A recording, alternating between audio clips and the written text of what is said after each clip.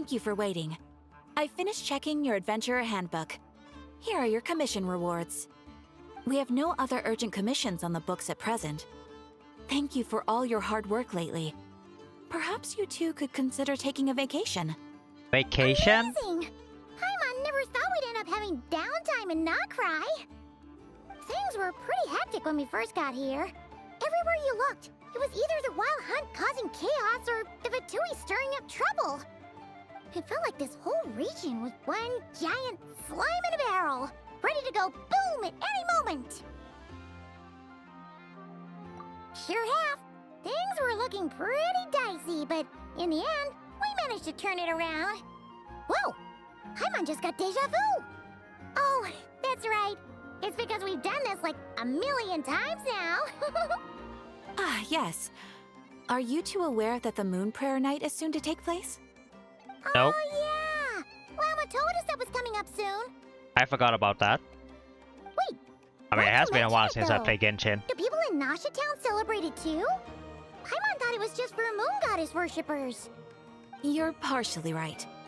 Most people in Nausea Town just see the festival as an opportunity to do business. They do not concern themselves with the religious element. The festival was first celebrated by the Frost Moon Scions. On this day, they would wear moon prayer blossoms and celebrate the birth of the moon goddess through song and dance. They would also prepare food and handicrafts and give them as gifts to others. Over time, it became Nodcry's most lively festival. Oh, sounds like fun! Great! Well, in the meantime, since Catherine doesn't have any commissions for us, let's focus on some personal business instead. When we first got here, you mentioned that this was where your spaceship landed?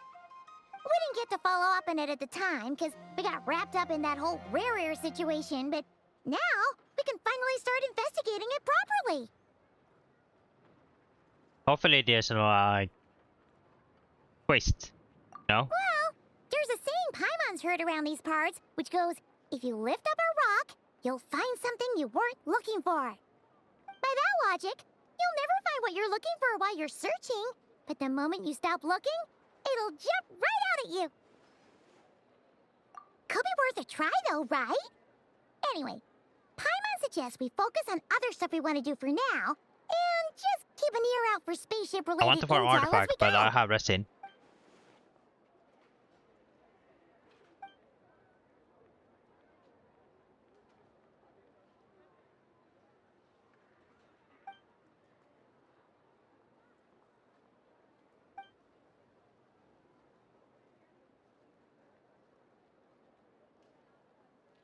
Doctor? Are we supposed to have track on it? I mean, I do remember Sandrum and Arlecchino was talking about him. What's wrong? He looks super serious all of a sudden. Huh? Paimon gets why you'd be concerned about Columbina, but what does the doctor have to do with anything? Oh, that's true. And now that you mention it, we're definitely overdue for a showdown with the Vatui. It is weird that he hasn't shown himself this whole time. What could he be up to? True. Paimon would much rather deal with Marionette anyway. She says the meanest things, but when it comes down to it, she doesn't seem like a bad person. Maybe it's the pressure of being a Fatuse? Especially as a Harbinger. Does she feel like she's gotta act tough to keep up appearances or something? But then, every time we headed out with Rarier, she always wound up having to repair Polonia and her other robots. That's gotta sting. Losing face always hurts more for people who care a lot about their image. She's probably still furious about Why it. does she keep yapping? Come on. What? Relax, she's not even here. Huh? What's the matter? Oh, nothing. Sorry, we'll be on our way now. Totally forgot that Catherine Where are we again? Oh yeah, Columbina. behind that Right, thing. Yeah. Let's go see Sandrum Columbina. is looking. Alright. A Nocturne of the Far North. This is Act 5. So today we will try to finish Act 5 and also Act 6. And then we are waiting for the next patch. And it has been a long time since I've been here. Let me collect these.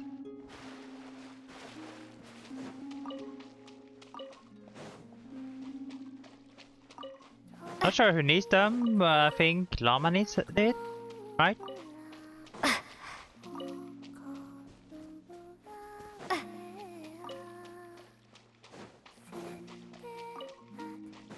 Let's see. I haven't done this.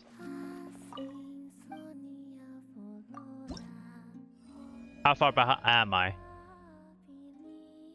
Kinda far. So I think you have to do this one weekly, right?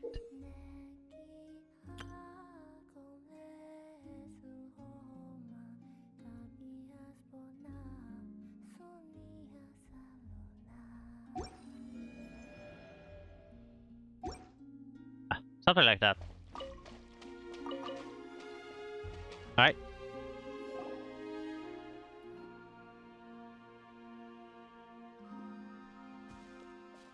Hey, she's sitting up! Is me sitting here a rare sight? No, we just thought you'd be resting. Perhaps I would have been, were it not for the sudden arrival of some unexpected guests. Not that I consider it a disturbance. After all, you are the only ones who are free to enter. Would it not be a little unfriendly of me to lie down while we speak? I didn't realize you put so much thought into little things like that.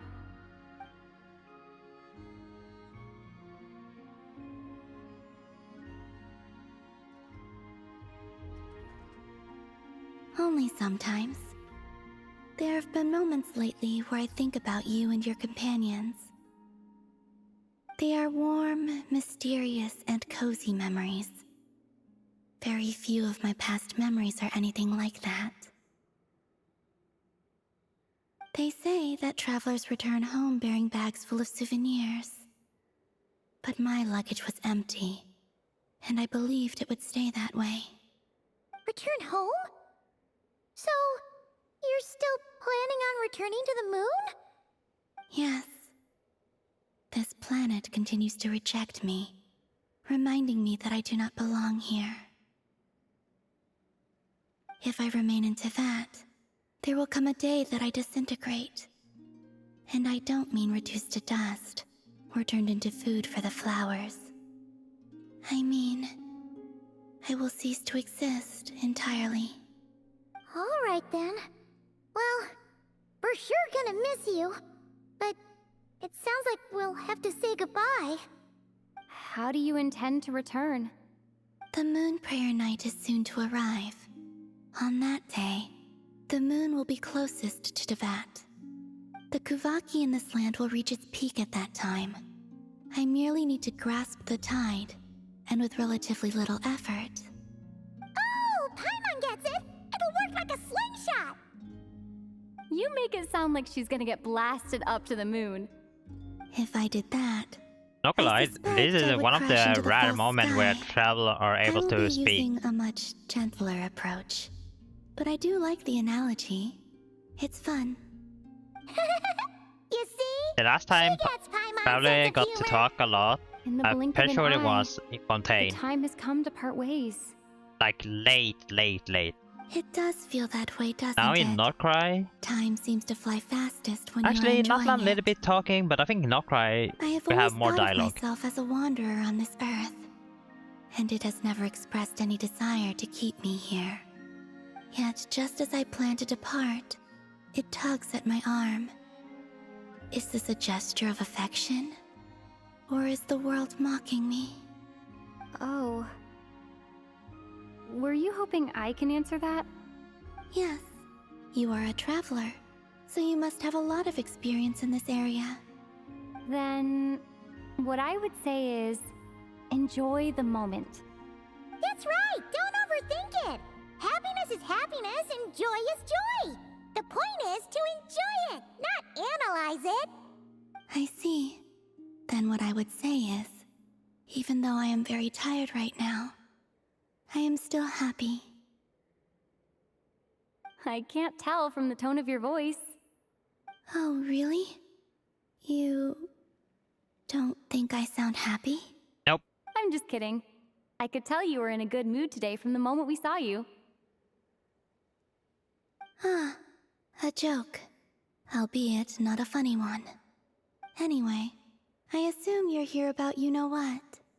Give me your hand. Alright. Time to take a Actually, look. it's not that. No. something I want else to we I wanted want to to find discuss that with you. spaceship. Come on. Oh. Then, do you still want to give me your hand? Or not? Sure.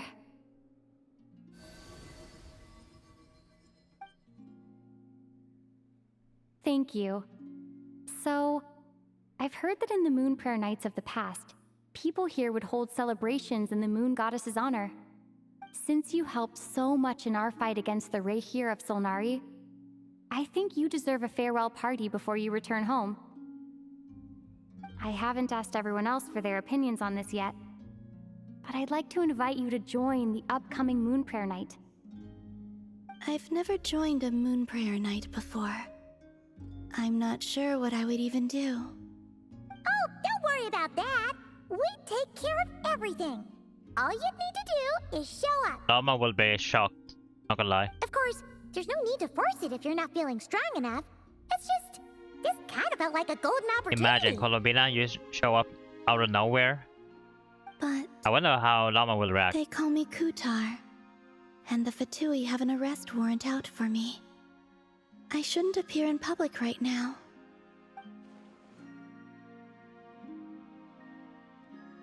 What if you disguise? I'll make it work. You have my word. Like she can disguise to someone else. Yeah, we got your back. Well, she does. Paimon's actually not too sure what she's planning. All right, if you're sure. I will not refuse your invitation. I suppose it wouldn't hurt to pack a few more sights from this world into my suitcase before finally learning what my homeland looks like.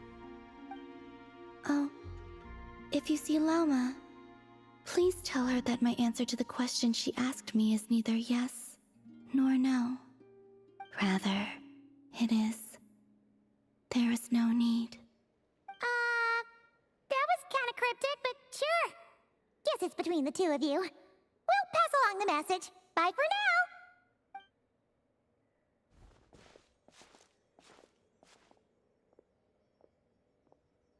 Someone hiding?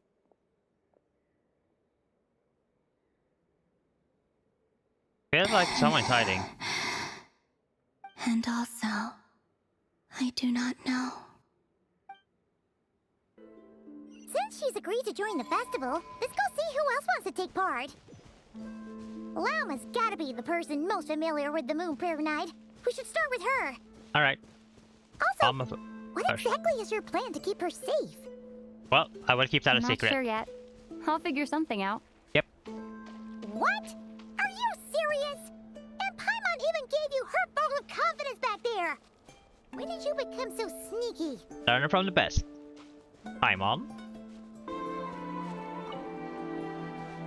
Ooh, Llama Varka?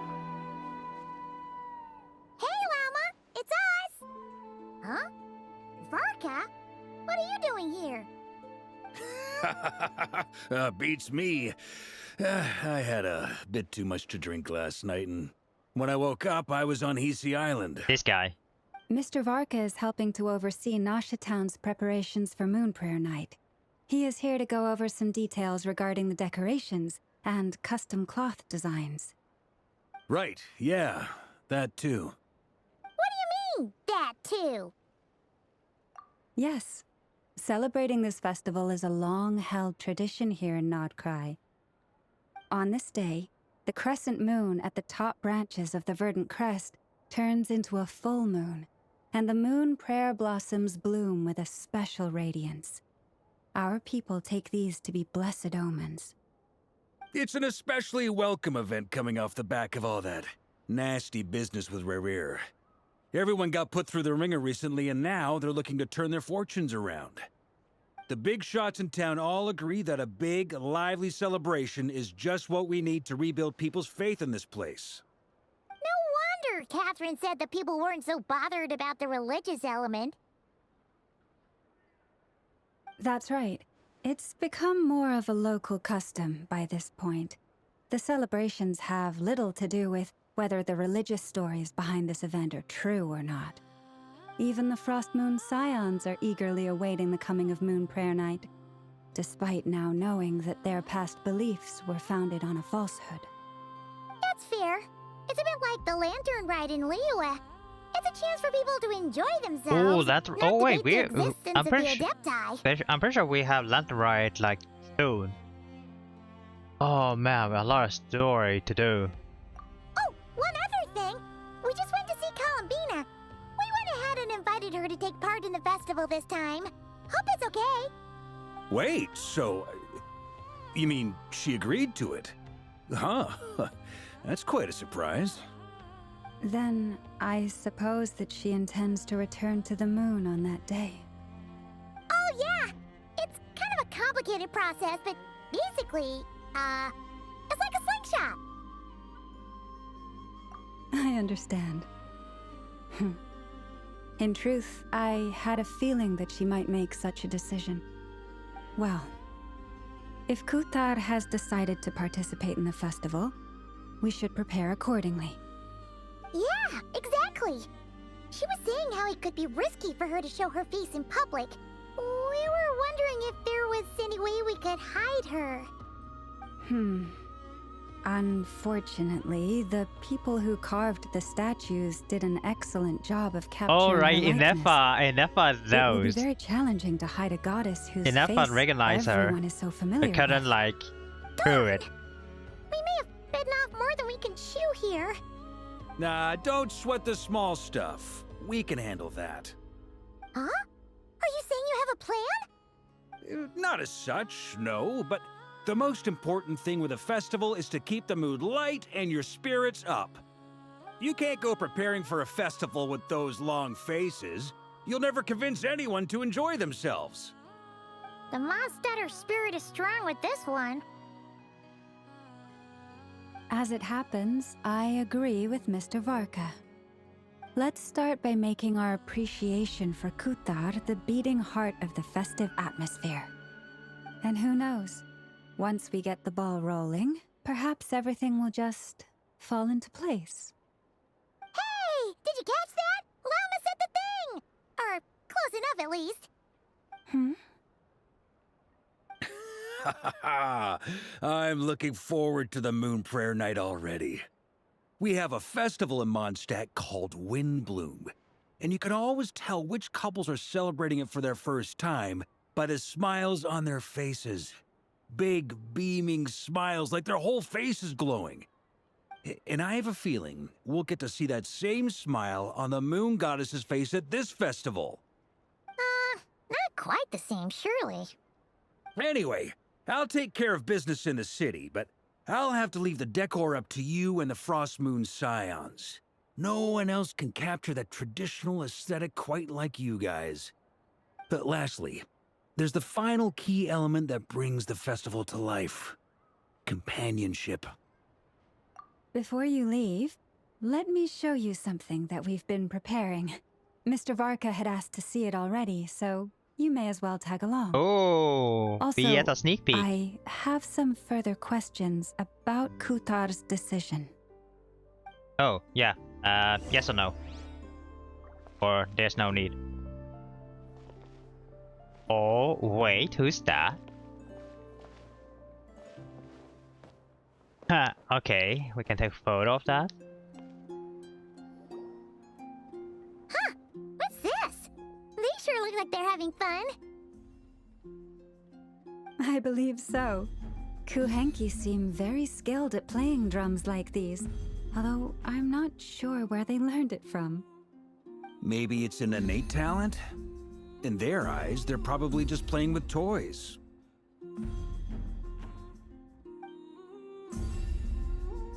Oh, Lunator. So Kuhenki and Lunator in one place? Luanatar! You wanna play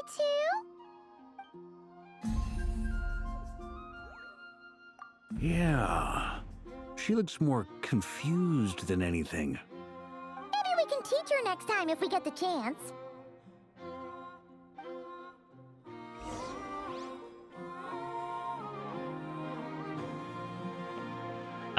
Let me.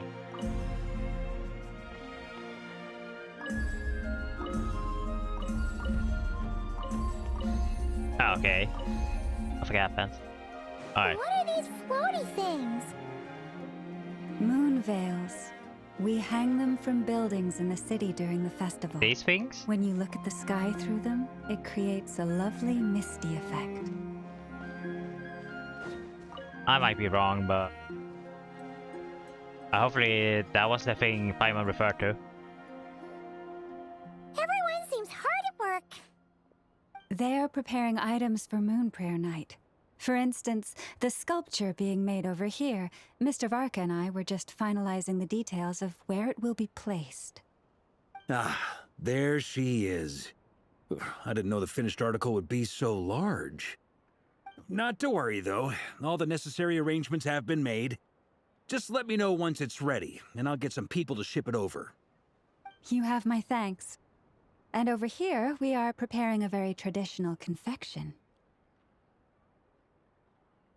Oh, look at all these colors! It looks great! Can Paimon try one? Of course. I have a feeling you'll like it a lot. You bet! Sweets and treats are Paimon's favorite! If you included those in the Feast of the Moon, I bet Paimon would have joined the Frost Moon Scions by now. There will also be verdant crests like this present in Nasha Town during the festival. The timing of Moon Prayer Night is not completely set in advance. We make a rough estimate, then observe the changes in the verdant crests and moon prayer blossoms to guide us.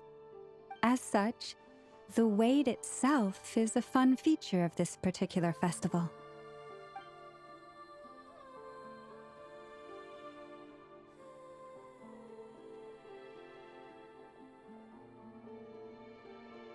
So I guess this act is more relaxing. Because we already done all the heavy Let's stuff. talk here. You know, To Rary, tell fighting the him, truth, going I through am his very surprised to hear that Kutgard past. is willing to participate in the festival. I once asked her if she'd be willing to stay with the Frost Moon Scions. I could introduce her to everyone, and we could be a family to one another. She did not answer, but she has not appeared here since. I took this to mean her answer was no, but if that were the case, she would not have accepted this invitation. Ah. I see. Maybe she is right. Maybe the Frost Moon Scions of today no longer need a moon goddess. But my wish was not for her to come here and be worshipped as a deity. I simply wanted to offer her a place to stay. I'm sure she believes that showing herself here might invite Fatui intervention, and as such, she does not wish to cause us trouble. But what really pains me about all this is that this is her birthplace. She ought to belong here, yet no one has been able to grant her shelter. I think I'm qualified to weigh in here. When someone's about to depart on a long trip, what they need is blessings, not burdens. We should wish her the best, not make the journey harder than it already is. Anyway, she's agreed to attend, hasn't she? All we need to do is simply respect her decision. Oh, not gonna lie, I agree with Varka I here. see your point. Yes, she will soon depart after all. Our job is to leave her with some happy memories. Besides, who's to say her journey to the moon is a one-way trip? It's not like she can't come back and visit if she wants, right? Paimon agrees wholeheartedly. Festivals are all about having fun, so let's keep it simple. All right, I'm gonna head back to Nasha Town soon. Want to come with? I'm guessing you have some other folks to visit there. Sure thing, let's go! Bye for now, Wilma! Thank you all. Goodbye.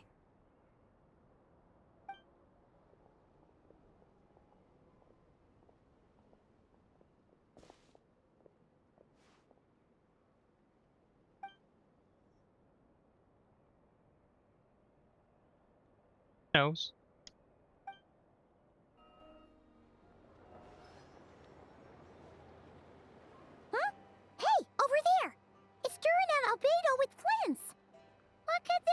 chatting about?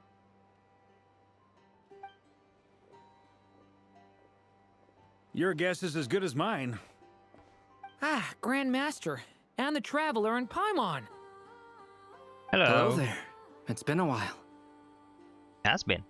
Perfect. We have some new volunteers for our investigation. Okay.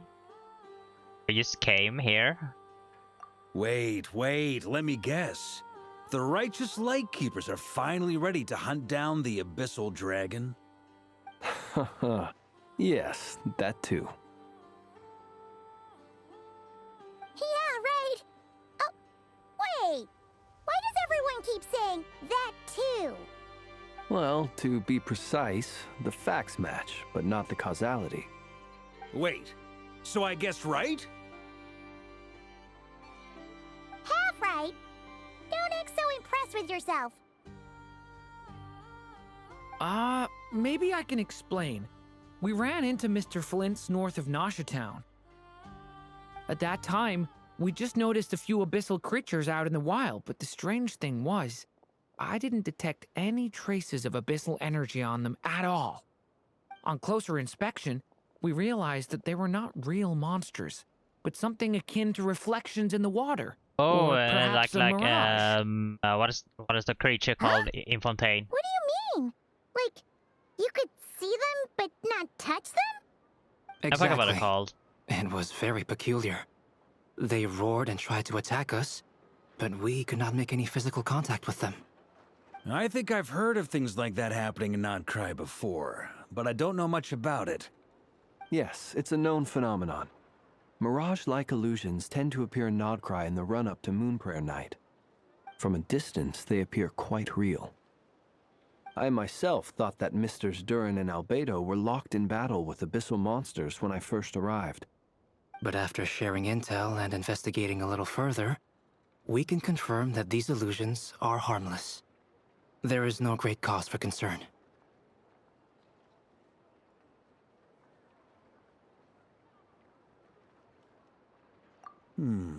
All the Mirage stories I've heard are either animals, rocks, or small houses. Abyssal monsters, though? That's a first. It's a first for me, too.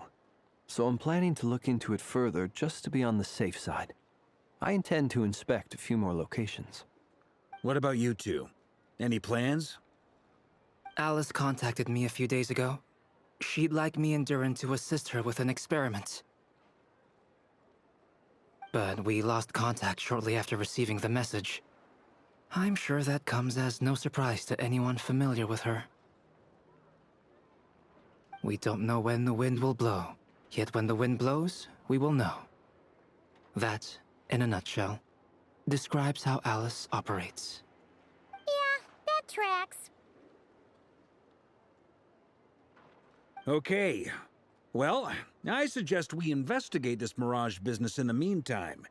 It's piqued my curiosity, and I'm pretty sure I know someone who will already be 10 steps ahead of us. Well said.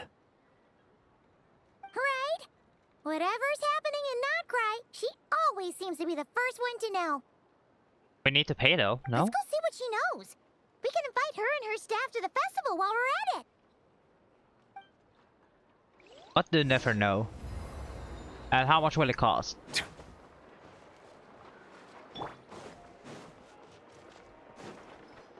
Let's see, I have to go here anyway. I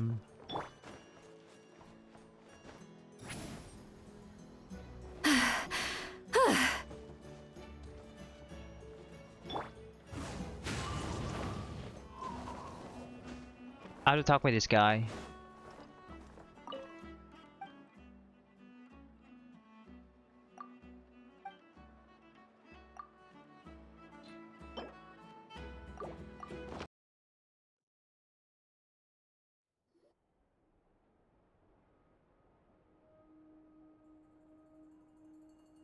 You're right, I have noticed.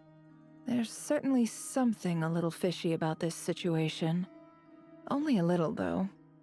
Records indicate that this phenomenon can occur in the days before and following Moonprayer Night. That said, it has always been a rare sight in the past. The odds of encountering these phantoms are similar to looking up in the night sky, happening to see a shooting star, and managing to make a wish before it disappears. But this time, either everyone's getting lucky, or they're appearing far more frequently than usual. Yehoda's out gathering intel as we speak. In the meantime, let me check off some points of interest. First, the Abyss. The ones we saw seem to be abyssal monsters. Indeed. But we have identified one location where many more of them have made an appearance. And not just monsters, but human phantoms too. Given the scale and nature of the phantoms, it's almost as if someone's last memories are coming to life. Or perhaps the memories of multiple people. Oh. So you mean the phantom monsters are hunting down the phantom humans? Exactly. The phantoms can interact with each other, but we have no means of intervening. In addition, some of the human phantoms would seem to be from the very distant past. This is clear both from the clothing they wear and the stories they tell. They claim to be from Hyperborea, a name which I've heard from Lauma before. If this is true, it means they must be from 6,000 years ago. Holy. Did Paimon hear that right? 6,000 years? It sounds like this merits further exploration. That'd be a big help. I'll leave it with you, Albedo. My knowledge of ancient history is non-existent. I used to doze off every time the pre-Knights of Favonius era came up in class. Yeah, damn. Alright. Oh, wait, look at Fireball. Quite a miracle that you were able to understand these phantoms' speech, given how long ago they lived. I suppose you're right. But I'll leave the archaeologists to ruminate over that conundrum. As an intelligence broker, my sole interest is in the value of the information I gather. Which, in this case, hopefully means earning myself some good favor with our dear Lady Moonchanter. So calculating. Whew, this intel broker logic always catches Paimon by surprise. Sounds to me like we could split the work up. I think the abyssal phenomenon is best left to Albedo, Flints, and me. Agreed. It coincides with my duty as a lightkeeper. For my part, I'd like to understand the abyss better. Even a little knowledge would go a long way. This is certainly a rare opportunity to study the Abyss. But even rarer, perhaps, is the chance to make contact with the Ancients. The Curatorium will take the lead on investigating the Hyperboreans. We put in the work to learn what we know so far. It seems only fair that we get some quantity of exclusive intel. That just leaves our trusty team of 2 unassigned.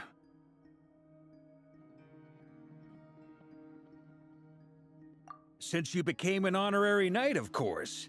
This was part of my grand plan all along. Yeah. That is bullshit. By the way, we managed to convince Columbina to come to the Moon Prayer Night celebrations. Would you and Yehoda like to join too? She agreed to that? Huh. Quite an achievement. Never underestimate the traveler, I guess. I'd be happy to join. No point shutting myself inside when the streets are all decked out. I doubt any clients will be visiting during the festival in any case. And Yehoda loves a party, so I'm sure she'll jump at the opportunity. No. Okay, what happened? Way to contradict me in front of... Wait, no, that's not what I have bad news, boss. So many people. All right, everyone inside, quick. What now? What happened? Oh, damn, she's so fast. This is gonna sound crazy, but hear me out. I saw one of those phantoms at Star Sand Shoal, and it was some sort of flying ship. Like a spaceship? That's gotta be the one you came to Tibet in. You said you saw the same thing through the moon marrow, right? Huh? You already know about it? Ugh, I thought I was gonna blow people's minds. Turns out I'm the last to find out. Wait, back up. You came here in a spaceship? Now my mind is blown! Okay, What's it relax, like on relax. the inside? Was it like flying We through don't space? remember, come on. I want to know everything! Yep, exactly. Huge discovery. You're the best. Second best intel broker in the world. After your boss, of course. Wow. Really? Well, I don't know if I'm all that, but... I guess that decides where we're heading next. Come on, don't look at me like that. I know the spaceship doesn't have anything to do with me, but you don't want to leave me as the only one twiddling my thumbs, do you? Please? Fair enough. You can tag along. In that case, let's meet back here to discuss our findings once we're done. I wish everyone a productive investigation. You too, Albedo. And now something gotta happen on the way. What's up, boss? Aren't we gonna head out? Tell me, Yehoda, when did the curatorium start giving out intel for free? Oh, Oh, man. sorry, boss. He probably lost a lot of money from there. Well, I mean, thank you, Yehoda, for the free stuff. Free intel. Who is these two?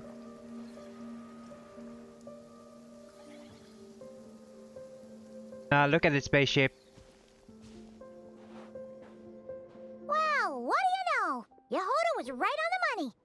This Phantom really is your spaceship. But that's so weird. Why would it show up here? Is it some kind of projection? Or a ghost? Like, maybe it no longer exists. But Ah, you're already here. Miss Lauma, what a surprise. I thought you were busy with festival preparations. I was, until one of our people informed me that a strange sight had appeared at Star Sand Shoal. No one's ever seen something quite like this before. I thought I should see it for myself. same here. Oh, so we heard that these things appear around the festival period. Any idea why that is? Unfortunately not. We have very limited information about them, since they can't be interacted with, and no human phantoms have ever made an appearance before now. The most we've been able to deduce is that these sightings appear to be connected to the increase in Kuvaki energy around this time. Yeah, seems like that's all we can do. This is all so confusing. Allow me to lend you a hand.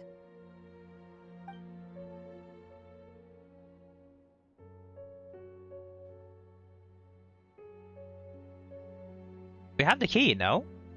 Surely we can open.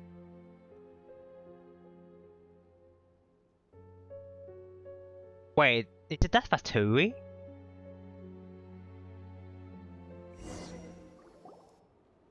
Everyone, our friend here should be able to provide us with some information. Oh, right, she can communicate. A phantom Rhymehorn deer? I've heard about how the Frost Moon Scions live in harmony with the animals and can even communicate with them. That's coming in handy now, for sure. Okay. Yes, I understand. Then how about this?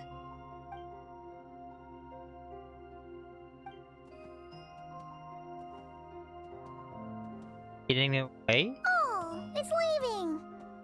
It appears to share our curiosity about this giant spaceship, so I asked it if it wouldn't mind investigating along with some friends. In return, I told it about some nearby spots where the wild fruit grows abundantly. We may live in a different era from these phantoms, but I trust that the terrain, climate, and ecology here are more resistant to the effects of time than some things are. let's give them a moment and hope for the best.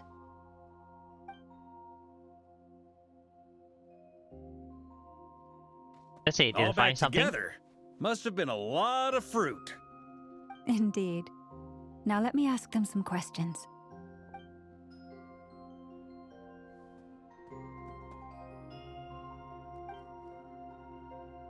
It did find a lot of wild fruit, enough for them to feast for a long while.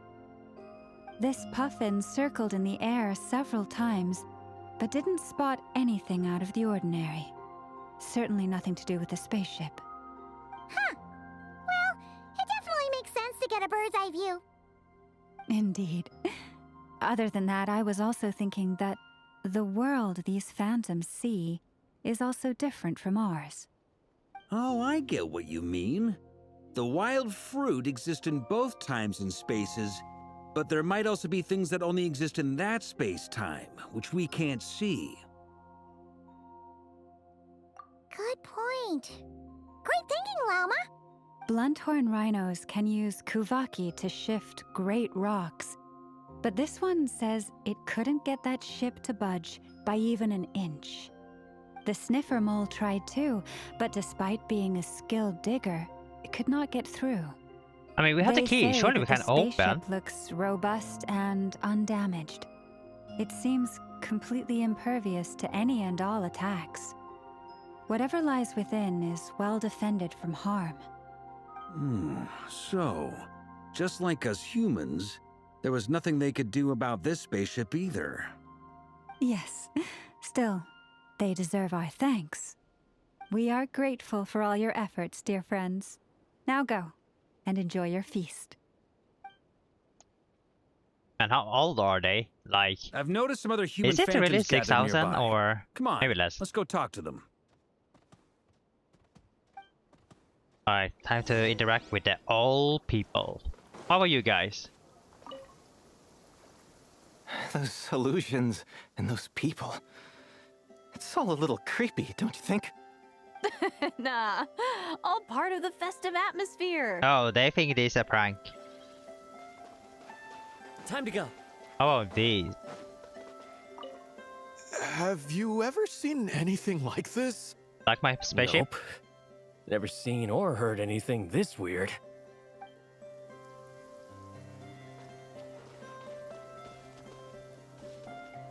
Let's see. I guess she's a part of Northcry. And this is a light keeper.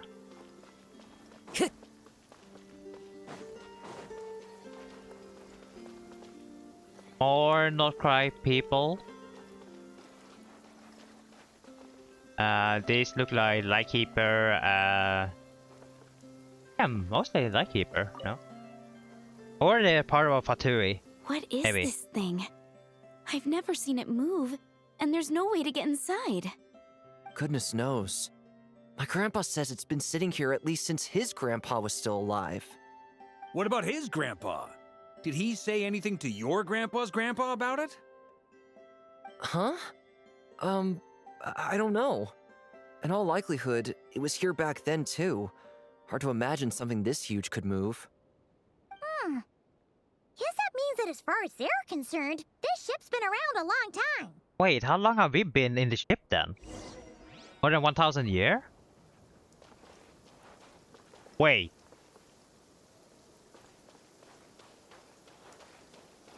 Are we? Taking a stroll I in don't the think middle of I've a been downpour inside. certainly rouses the spirit. But it's best to dry your Interesting. clothes as soon as possible after. Come on, brothers. If we can get even a small chunk off of this thing, it's gotta be worth a fortune. Today is the day we strike it rich. Well, good luck. You mean Paimon? Yes, brother, I shall join you. Let's make our fortune. We should go with them. What the? This thing is crazy tough. I can't even scratch it. What's it made of? Wait, Sorry, imagine brother. I know Looks like managed we'll to have get to that seek thing. our fortunes elsewhere. But I'm not sure what happened to the ship. Enjoying yourself? I was just seeing if I could influence this phantom's perception by playing. But nope, no dice.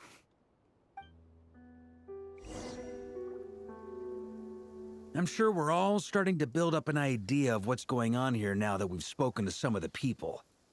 These phantoms are reenacting real historical events in Nodcry. Yeah, but how It's long almost time like ago? we're in some kind of interactive stage play. We can talk to the actors, but the plot is fixed, and we can't influence it. It makes sense. History is set in stone. The objective facts of the past cannot be changed. Paimon totally thought you were just goofing around earlier. But actually, you were doing some serious investigating. Of course I was.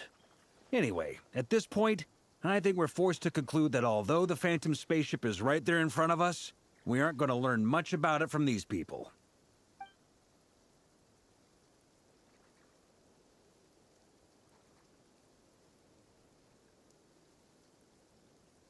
Wait, we might have a chance. No?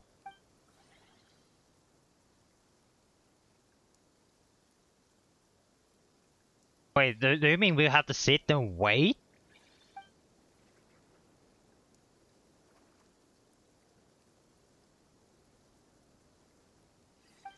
Don't be discouraged.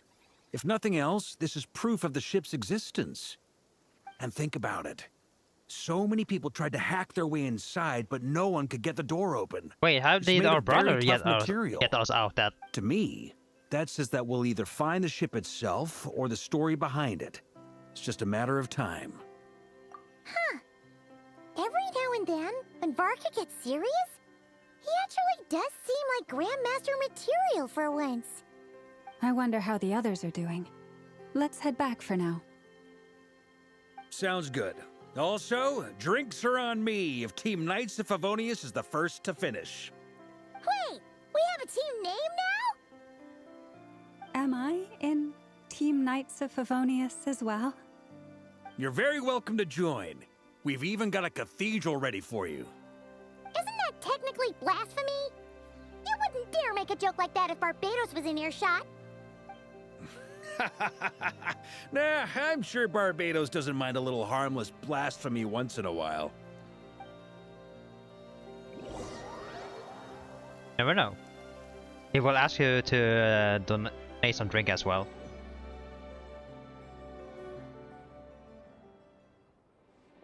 Oh.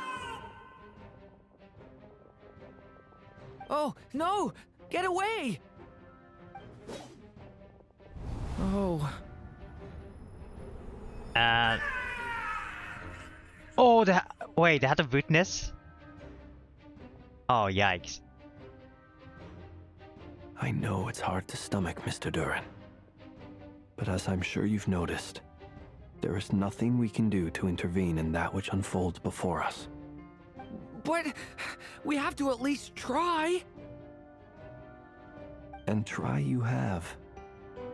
But are you aware of how many unsuccessful attempts you've made now? I wasn't keeping count. I'm afraid this is the 39th failure so far. 39, Or the hopefully. 5th if we're only counting this particular victim. There are no indications that these phantoms may be altered in any way.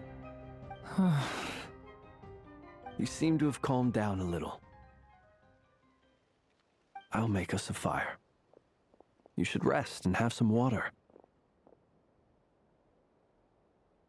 Feeling any better now, Mr. Duran? May I ask a few questions? Be my guest. What exactly are we witnessing here? What happened to those people?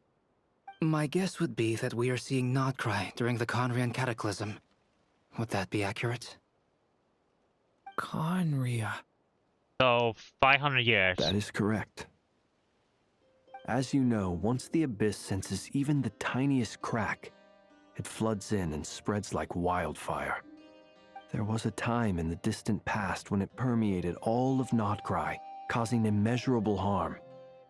The people paid a terrible price to heal this land. Then, 500 years ago, the whole of Teyvat suffered an abyssal disaster. Once more, Nodcry was dealt a devastating blow. I see. In the face of the abyssal onslaught, all were like grains of sand tossed around by a tidal wave. Be they human, fae, or God. The moment you witnessed is but one drop in a whole ocean of catastrophe. All right. I guess that answers my second question, too. I wanted to know why there's nothing I could do to help them, and that's because what we are seeing is history. That would be my guess as well. As I understand it, history and fate are not all that dissimilar. The latter may be unseen to us, but both are immutable. Yes. Fate was determined long, long ago. I still have a couple of other questions for you, Mr. Flint. You mentioned more than one abyssal disaster that has struck this land in the past.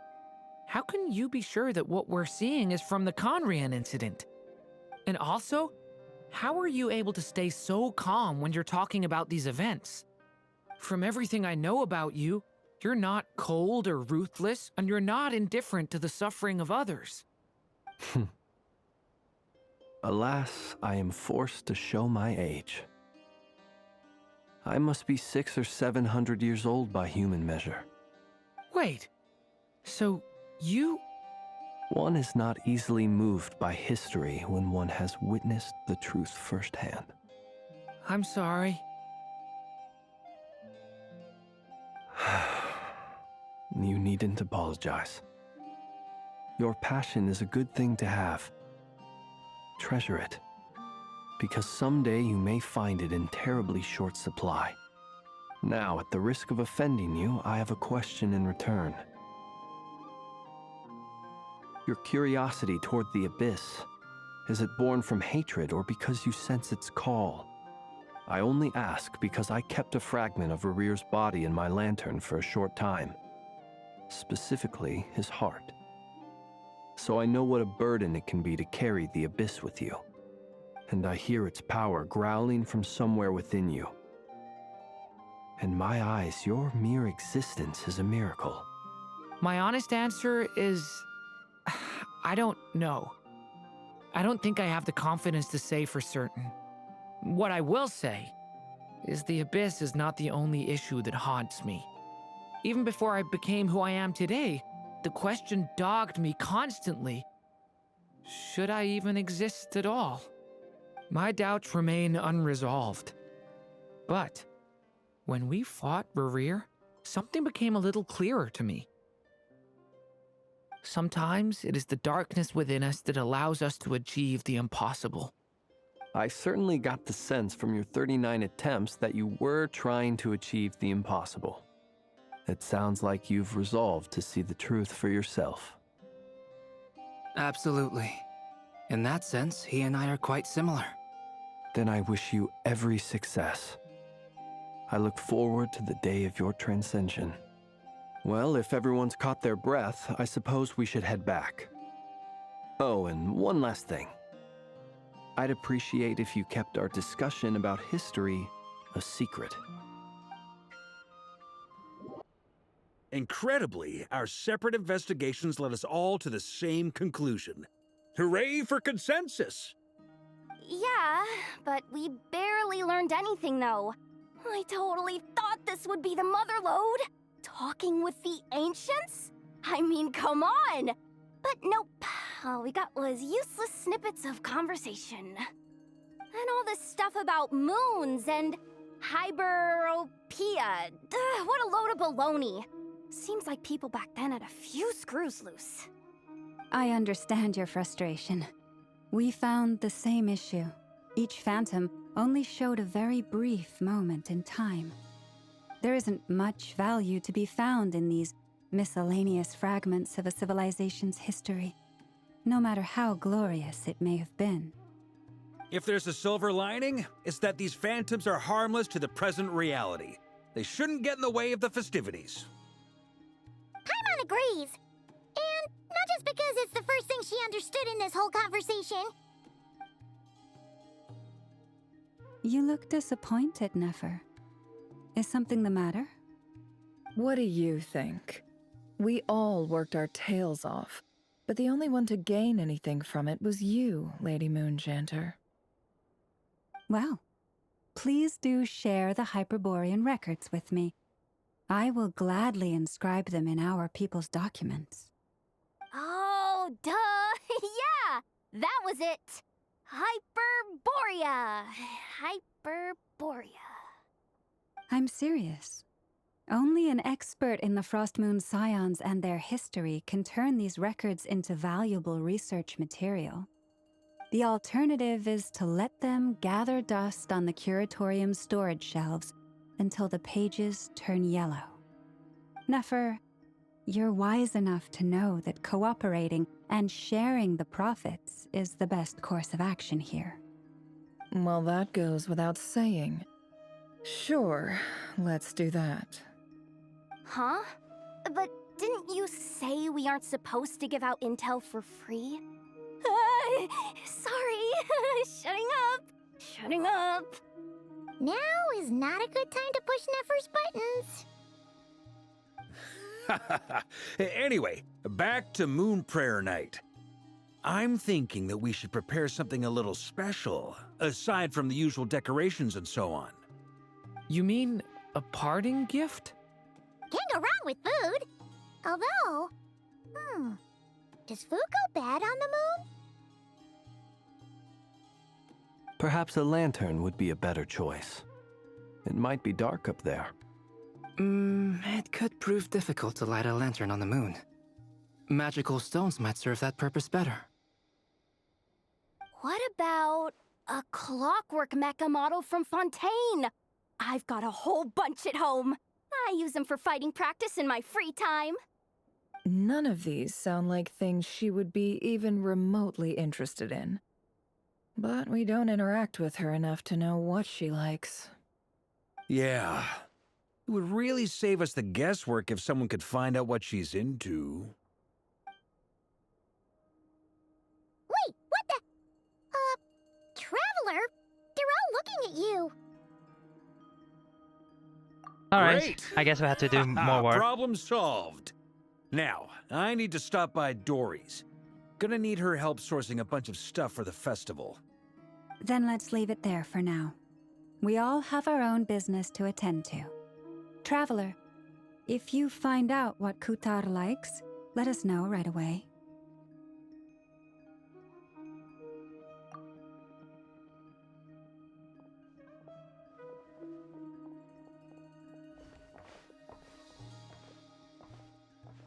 Is something the matter?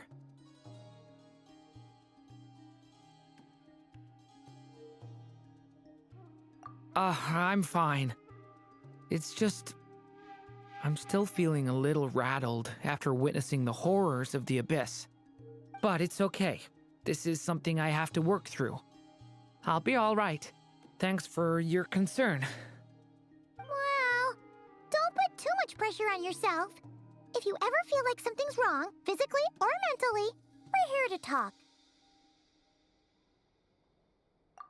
Come on.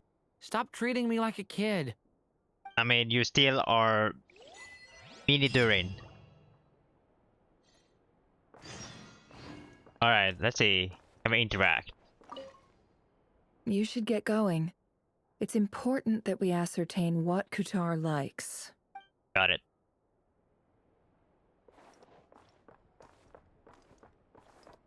What are boys? Which is why we need a lantern guaranteed to work on the moon. Yes, I have a few ideas, but the lantern itself is the easy part. The real issue is how little we know about the lunar environment. Wait, you two are serious about this? Let's just say I'm intrigued by the shining magical stones that Mr. Albedo has mentioned.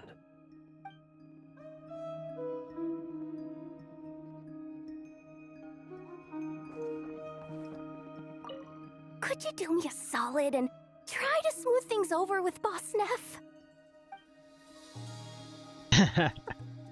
Ah, man. Ahora. Miss Lauma, would you accompany me into town? I think it'd be best if you saw the Frost Moon Scions decorations for yourself. Very well. Let's go.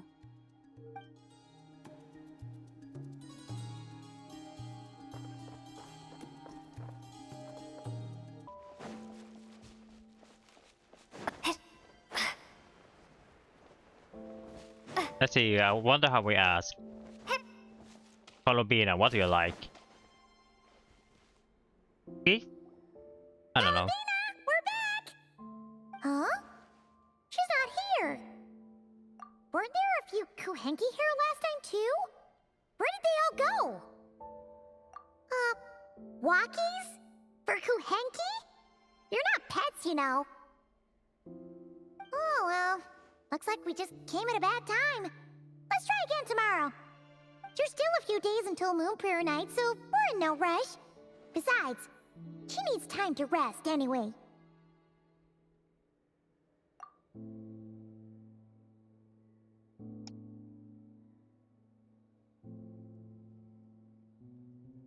Columbina! Are you back yet? Oh, how strange. Looks like she still isn't here. Right? It's not like her to spend so much time outside. Especially since she's worried about attracting unwanted attention. Maybe something happened What about that she had to Luanatar? take care. Luanatar, you there? Unless she is with Sandrum. Hey! Do you know where Columbina went? Sorry, didn't understand. But if you know where she is, could you take us to her? No? Yeah, that's even stranger. What about them? Oh, that's not good news. They change color when Columbina gets weaker, right? And they look super pale right now. Good idea. She might know what's happening.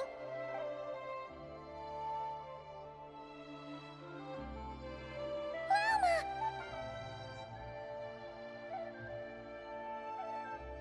Ah, it's you. How is Kutar? Is she okay? No, she hasn't. I came here to check on her after I noticed the flowers had changed color. Based on past precedent, she must be very weak right now. Even getting up to walk would be a struggle. It seems unlikely that she wandered off outside.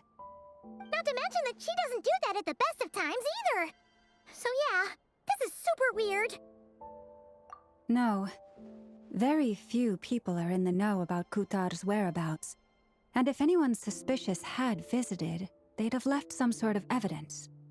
Come on, let's go to Nasha Town. If anyone has seen her, someone there will know about it. And It's I not thought Kai's this information was hub gonna after be all. just relaxing. Makes sense. Let's go! I mean, she can either be with Sandrum. Because we've never been with the Fatui. Has been a while now.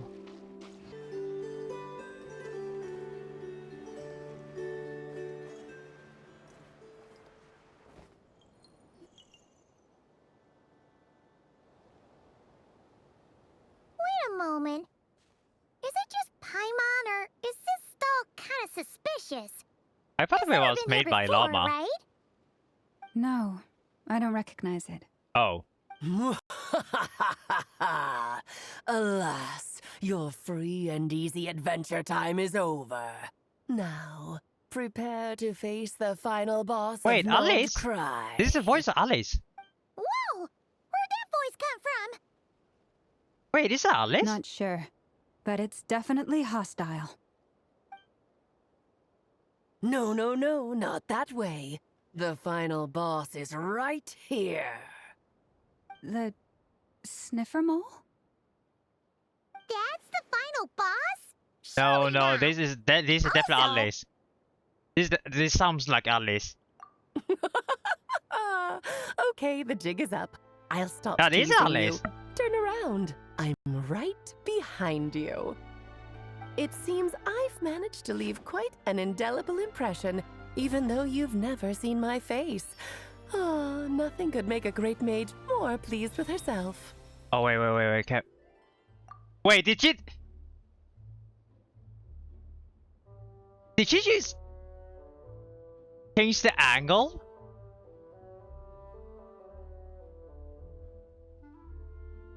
Okay, Alice.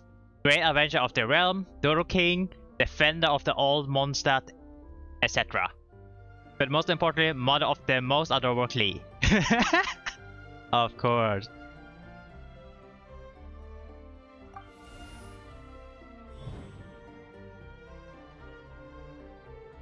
Oh, she had to do that, huh? What is going on? I've heard that all the big shots in Teyvat have long, wordy titles that stun people speechless when they make their entrance. Unfortunately, none of them are affiliated with the Hexen Circle, and we ourselves keep a very low profile. The notorious name-dropping doesn't quite work for us. Still, I, for one, think I'm really quite amazing. So that didn't stop me from coming up with a title anyway. You had 2-man title. Alice? It's really you this time? Not a lantern or a Dodoko, but Alice in the flesh? Oh, that's right. So, what do you think? How does it feel to finally meet me? You look like... Oh, that's the first thing you thought. A little surprising, but that actually makes me very happy. Because that means that when Klee grows up, she'll be just as stunningly beautiful as her mother. I don't know. So she's a friend of yours? Long-time friend. Kind of. This is actually the first time we've seen her in person. When was the first time we met I see. Alice? Madam Mage, that was, quite a powerful entrance. Was it the first time we met Alice? Soon. The summer event 1.6? Don't force it. Paimon will do Right? the honors. This is Alice from the Hexen Circle. She's a friend of ours. And of Arcus, too. That's right. She's a good person, just kinda unpredictable. Well, what is the human heart if not unpredictable? Hmm? If we could not do as we please, Man, how I would never we thought I differ would from ever see Alice. machines? I am Lauma, Moon Chanter of the Frost Moon Scions. It is a pleasure to meet you. Oh, I know. Before you got here, I spent a good, 15 minutes getting up to speed on Nodcry's present situation. In other words, I've read the whole in the last episode part, so we can skip the pleasantries. Fair enough. Well, Miss Alice, I can already tell that you have quite a unique personality. You'll get used to it. Should I say sure for is. Alice? So anyway, I mean, I have a what are lot you of doing polls. in Nodcry, I was Alice? planning to see Oh, 6, but I thought I told might you be already. changed of plans. This time, I'm the final boss. Final boss? And what a formidable foe I shall be. Powerful, confident, decisive, and good luck finding my weak spot. You will never succeed. I'm gonna send you formal request for Jean to put you in solitary. Is that a weakness? Oh, drat. My one weakness, and you found it in an instant. Fate has been dealt a devastating blow. Thus falls the great Dodo King. And Klee will be really happy if she was here now. For funsies, of course. What's wrong, Paimon? Are you disappointed in me? Am I a gigantic letdown? No, it's just... you seem like a busy lady. And this is the one time you've shown up in person. Paimon figured it would be for something more high stakes than just goofing around. Didn't You're quite right. Didn't I'm here in Nodcry didn't because something Albedo big happened. Darine was supposed to Something big be enough with it caught Alice the for attention of the experiment? Hexen Circle. It concerns the 3 moons, Teyvat's borders, and of course, the moon goddess you are currently searching for. Oh. Kind of. Why don't we discuss this over a pot of tea? What My tea? main reason for coming on this trip to Teyvat was, of course, to have some fun. But I do technically have a job to do as well, namely, maintaining the stability of Teyvat's borders. I'll skip over the complicated parts, but to sum it up, abyssal energies are all that lie beyond Teyvat's border. We'd find ourselves in a real pickle if they ever made it through. And the phantoms you've been seeing are a sign that the border has been disturbed. Oh, right. No wonder they tend to show up around Moon Prayer Night. Is it because the real moon is now so close to us that its power can cross the border? In part, but only a negligible amount passes through. Just enough to influence the verdant crests and so on. And as you've noticed, There has been an unprecedented number of phantoms appearing this year. The influence of the moon beyond the border cannot explain this. No, there is another far greater factor at play. The trilunar syzygy. Trilunar syzygy. Trilunar syzygy. Eons ago, before the heavenly principles came to Devat, it was the then 3 moon goddesses who controlled the laws of this world. Oh, that's exactly it! The 3 goddesses split these powers amongst themselves, promising never to consolidate them into one singular body. This was meant to keep the world stable. But, fast-forwarding to the present, the eternal moon's marrow is with you, while the iridescent moon's marrow, which should never have appeared in this world, has been retrieved. Add that to the presence of a moon goddess in the flesh and... the power of all 3 moons is gathered here in Notcry.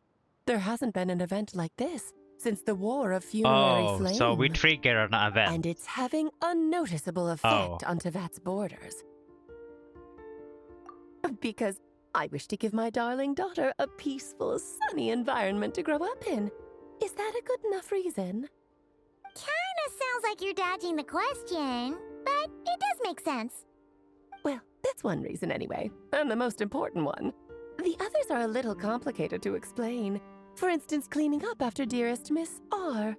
Alright, daughter, what did you do now? Albedo could tell you more about that if you're curious. But right now, I have a more important question to ask you. Why are you collecting the moon marrows? I see.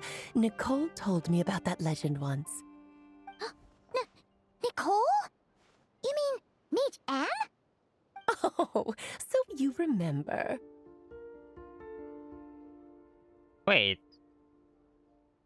Was it a fontaine? Wait, what? Whose voice did we hear in Sumeria? Wait, was it Fontaine? I don't remember. I remember a voice in Sumeria. Unless that was Nahida, but I don't... Was it? No, it can't... Yes, of course. That was a story about fate, her area of expertise. But back to the story of our dear moon goddess. I'm afraid I really want to her look back. intended method of returning to the moon is unlikely to work anymore. What does that mean? Let's pretend I remember. She may be missing, but she hasn't gone anywhere. She has disappeared. Like vanish? She's still in the same spot, but she's vanished. The dumps that let her live walk in the line between dream and reality. Are we gonna play Columbina now? Or gonna watch her story?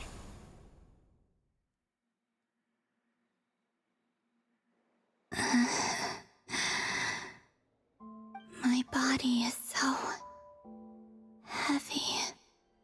Wait, no. It's my mind that's heavy. My arms and legs are as light as a feather. What's happening to me? I feel drowsy, like I've been asleep for too long. Is it daytime or nighttime? Is the moon out? I think I'll go for a walk.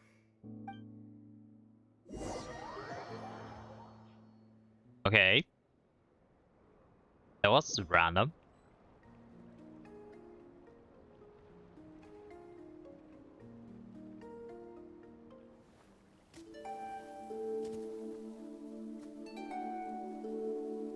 Are you out for a walk too?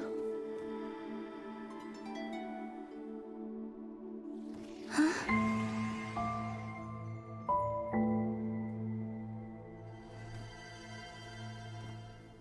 Wait.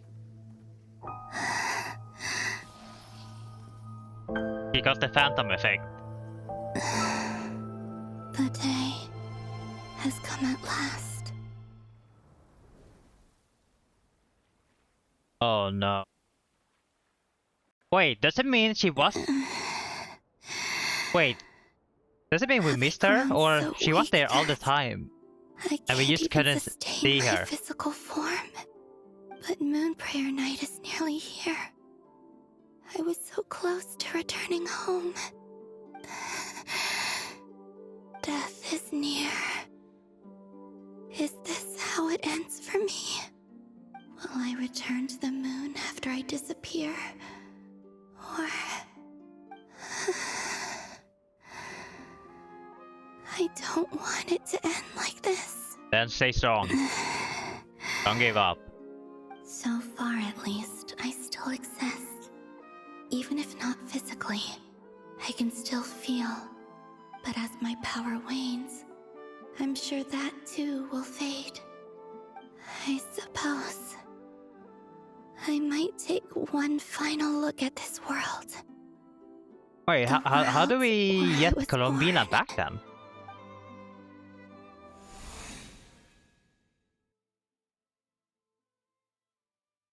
This may be your last chance to visit Frostmoon Enclave. Don't let it slip away. What do you mean by that? Is it for us or is it for Columbina?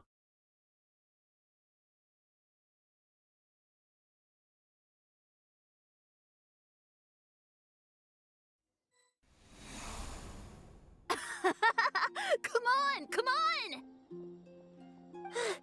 Wait for me! The Frostmoon Enclave. Okay, it was for Columbina. Since I was born. These decorations, they're so heavy. It's times like this when you kind of wish men could be priestesses and acolytes. Just work up. How fascinating.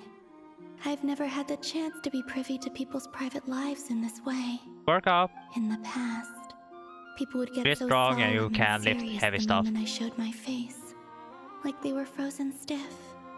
Karina, Lametti, it's time to eat. Coming!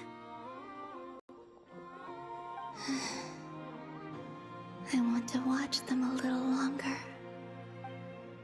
Wait, is it this a good thing? Okay, not that way, but with this form she has right now, she can now enjoy the festival. No? Yep. Wait. Yeah, I feel like let's see, the movement is kind of like one of those Natlan. And one of those Natlan animal. The green one.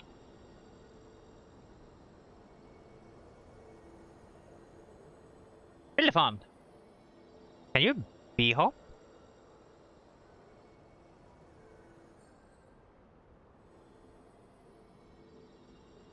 So just fill these balloons with air, right?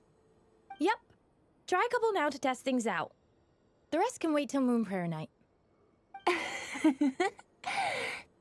Think fast. Rita! Teasing an acolyte of the Frostmoon Scions? Surely that's a punishable offense. Take this! Fire balloons? Huh? All right, enough horsing around. Lady Lauma gave us a task. We should get back to it. The task is just to check that the balloons don't leak, right? Doesn't matter if we fill them with air or water. Yeah. Okay, you got me there. And you got me there. But still, we can't use all the balloons before the festival even starts. We won't use all of them. And as long as Lady Lauma's trusted acolyte doesn't snitch, this can stay as a little secret between friends. A couple more can't do any harm, right? Oh, you menace. Then, think fast! Now they're gonna waste all of them. Pumping a balloon full of water really so much fun?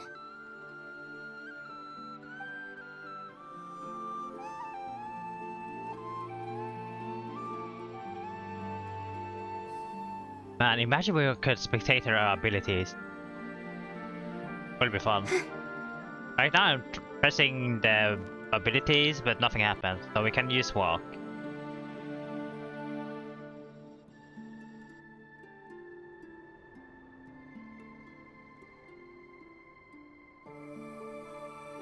I'm sure you're both tired from playing all day. Come on, eat up. A plain, humble meal. That has always been the way of the Frost Moon Scions. Huh? How come Lamatti got a midsummer berry dessert? Oh, I always get Lockaberry. I don't mind sharing. You can have a bite of mine if I get to have a bite of yours. Sharing is caring. They're sharing food? I've never shared food with anyone before. Even at the Harbinger tea parties, everyone just ate off their own plate. And when I couldn't finish my food offerings from the Frost Moon Scions, they'd leave the leftovers out under the moonlight for the animals to claim. Hey! That was 2 bites! Oh, then you can have another bite of mine. Oh, you too. Oh, don't fret now. Here, have some of Granny's too. So this is what it means to be family.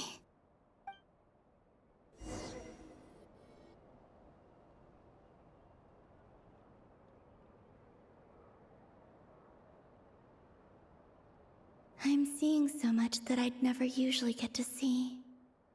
They'd never act like this when I was around. It's nice, being able to just watch people in peace in these final moments. Yeah, I think these forms should be. I think I'll go take a look around Nasha Town too. Maybe the Traveler will be there. Like if she this form, or if she can control the power, these might be a good solution if you want to enjoy the festival. But then again, I'm not sure how to solve this. We see though. Unless the solution is to use Traveler's power, or give some of Traveler's power to Columbina with the Moon Marrow.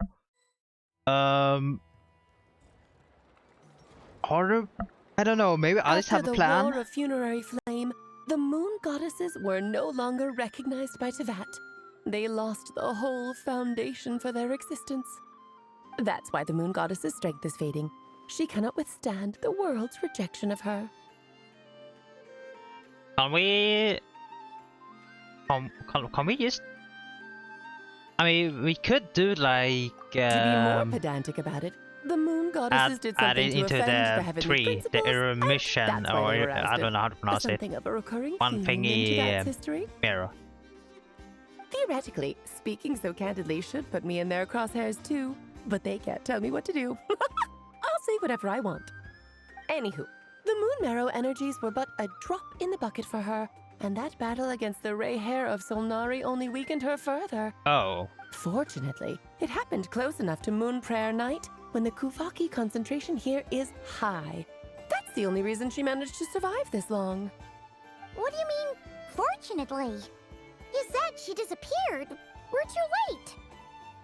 Oh, what a headache. I thought this was all common knowledge. I guess I have some more explaining to do. Okay, buckle up. It's time for another lecture. I mean, this is the first time we experienced this. There's no way we have the common knowledge of that.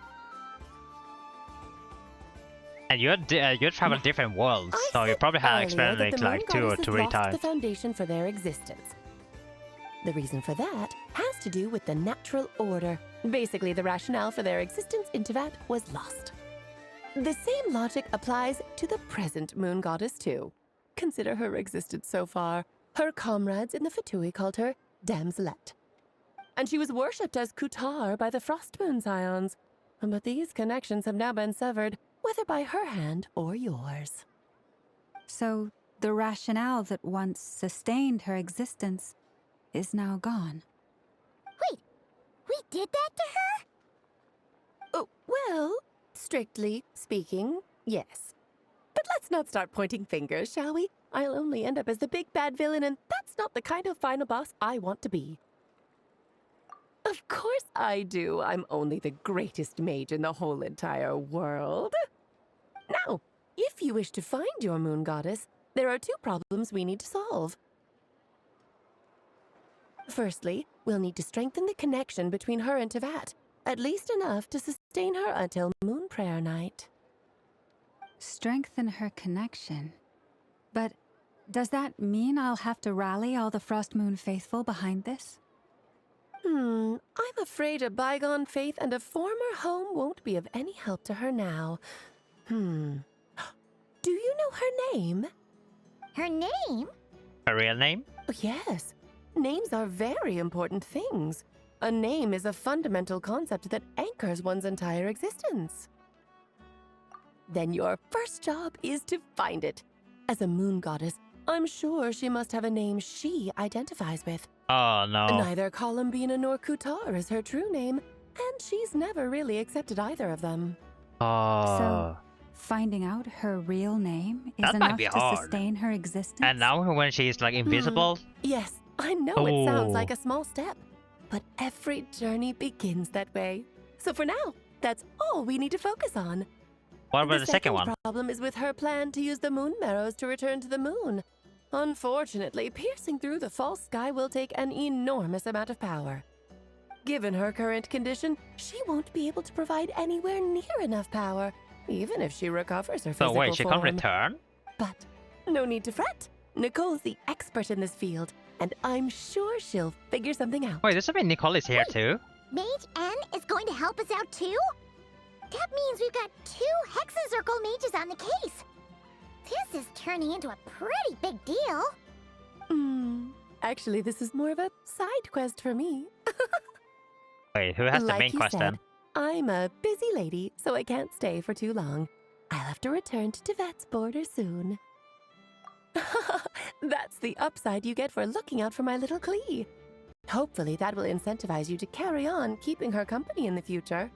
Got it. Anyway, jokes aside, you'd better get moving. It will take quite a miracle for the moon goddess's consciousness to hold out till Moon Prayer Night. Oh, I suppose I Alright. might as well tell you where Nicole is before I leave. Oh, that's Off you go good. now.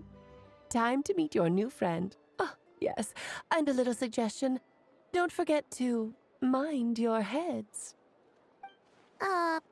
What? I wonder how Durin's doing. I should really go see him before I head back. You really are super busy. I most certainly am. There's so many children I have to keep tabs on just in Mondstadt. Durin, Albedo, Venti, Varka. Okay, I understand Durin a bit, but Venti Varka? Klee didn't make the list, huh? Of course not. Klee is my pride and joy. I have no qualms about her, because she's the best child in the whole wide world. Yep. Klee's a little angel. Little angel. Glad you agree. Well, A little all the angel best. with See you when I see you. really fun hobby. She left in a hurry. Yeah. She didn't pack up her stall. Should we handle it for her? I must say, I'm now very curious about her daughter. Oh no, Klee, wasn't it? What's she like? I mean, Long story. if there ever a not cry We'll tell you as we event go. and where Klee can visit, yep, you can meet her then.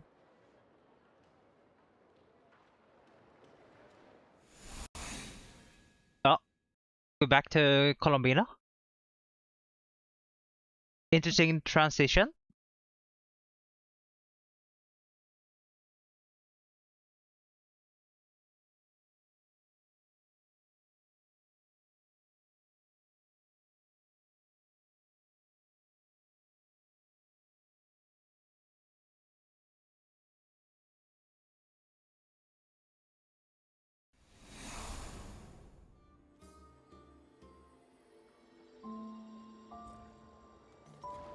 What a lively place.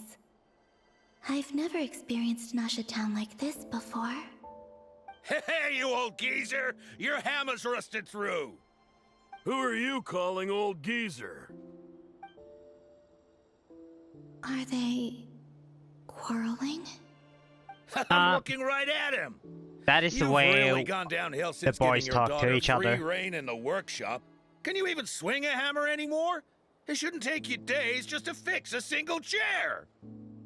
You might as well use that hammer to massage my back for all the good it's doing. Don't run your mouth, or you'll get a back massage that'll put you in bed for the rest of your life. Look, the materials haven't arrived yet, all right? You know how busy it gets in the days before Moon Prayer Night. I'll bet you send all the materials to your little princess.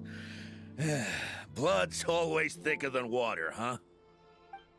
All right, you've made your point, Uncle Koski. As soon as the materials arrive, fixing your chair will be the #1 priority. And Dad, if you've got time to chat, why don't you lend me a hand, See? Lolka knows what the score is. I guess they're friends. But the way they spoke to each other was so ugly. Then again, it wouldn't be the first time I've seen something like this. Columbina! Sing outside my door in the middle of the night one more time, and I'll unscrew your vocal cords. You hear me? Oh, Sandrone. Damn. So that was her way of trying to be friends with me. I don't know. What a pity. I won't get the chance to say any ugly things in reply. I don't know. I think she really meant it.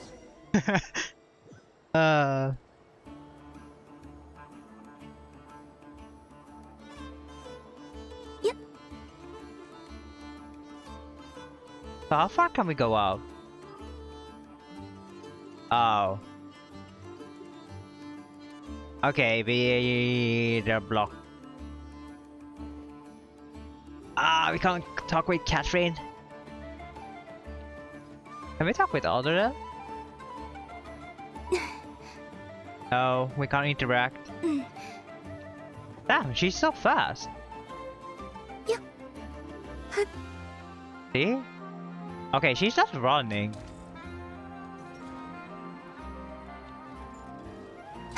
I can't jump. But I can climb though. Okay.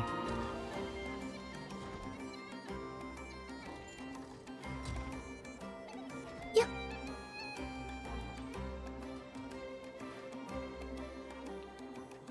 Oh yeah, I should stop it.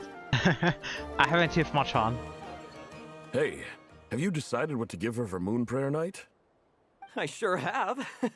She's gonna get the surprise of her life when she's least expecting it. Then I'll whip out the ring and pop the question. The surprise of her life. What a fun turn of phrase. Cool, I get the picture. You can spare me the gushy details. Ooh, looks like we have a customer. Hello there, ma'am. Would you like some Moon Prayer Night candy? Huh? Is he talking to me? Can he see me? Here you go. Something behind you, Columbina. Oh. Who is that? Come back anytime. Right. Now, where were we? I don't know why, but I still held out hope.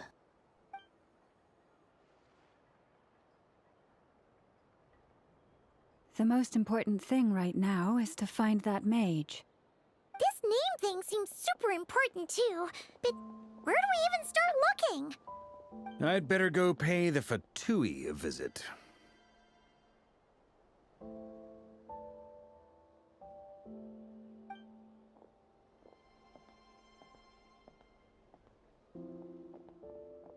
Oh no. Could you even feel her presence? Even we have the moon marrow inside us?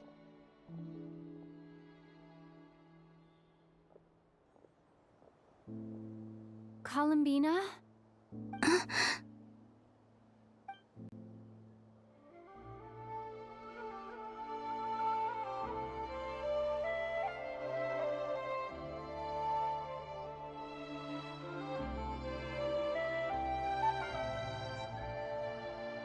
traveler.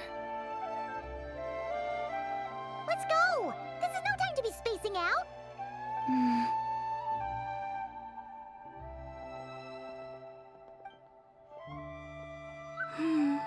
There was small hope. Do not give up. Wait, she's smiling. Oh, she did. Oh, she decided to follow us. Wait, that make it easier.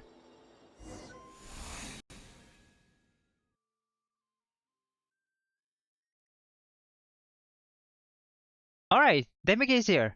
So, easier us to find, and we need to find Nicole. N. 2 stone, 1 bird. Easy. Or what was it? 2 birds in 1 zone? Yeah, it was. Yeah, 2 birds, 1 zone. Alright, wait. Oh. How far is Nicole? Where are they going? They mentioned a mage and a name? So, Mr. Varka, are you acquainted with this Nicole? Or should I call her Mage N? Ah, not really. We've never met, though she has come up in conversation. From what I've gathered, Alice kinda took Nicole under her wing. Taught her how to speak in a more ladylike fashion, that kind of thing. Huh. Hard to imagine Alice as an etiquette coach. Yeah, Alice is a larger-than-life personality, I'll give you that. But then again, that's why she's able to draw such an eclectic mix of people into her inner circle. If I remember correctly, being an interesting person is actually one of her main entry requirements. So, if you ever wanted to join the Hexenzirkel, I'm sure you'd both be eligible to apply. Hey! Don't go around making promises on Alice's behalf! I wouldn't dare. I'm just trying to paint a picture of the Hexenzirkel for you. Okay, sure. Anyway, since none of us have ever met Nicole, how are we supposed to find her? That is Nicole. We can't just go up to Right. every woman in sight and ask, "Hey, are you Nicole?" Maybe something she's wearing will give it away? Like, a wind bloom pinned to her chest or something. Wait a minute. Alice never said Nicole was from Mondstadt. Oh, true.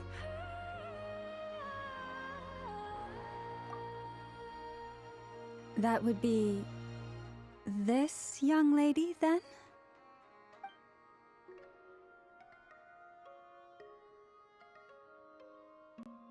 That is Nicole? Hey there! Sorry to disturb you, but are you Miss Nicole? Varka, Knight of Boreas of the Knights of Favonius. Alice might have mentioned me before. No? Ah! Have we got the wrong person? Sorry. Okay. Well, this is awkward. Well, your fault, my mom. When I shook my head, I meant, no, Alice hasn't mentioned you Wait, before. she can talk?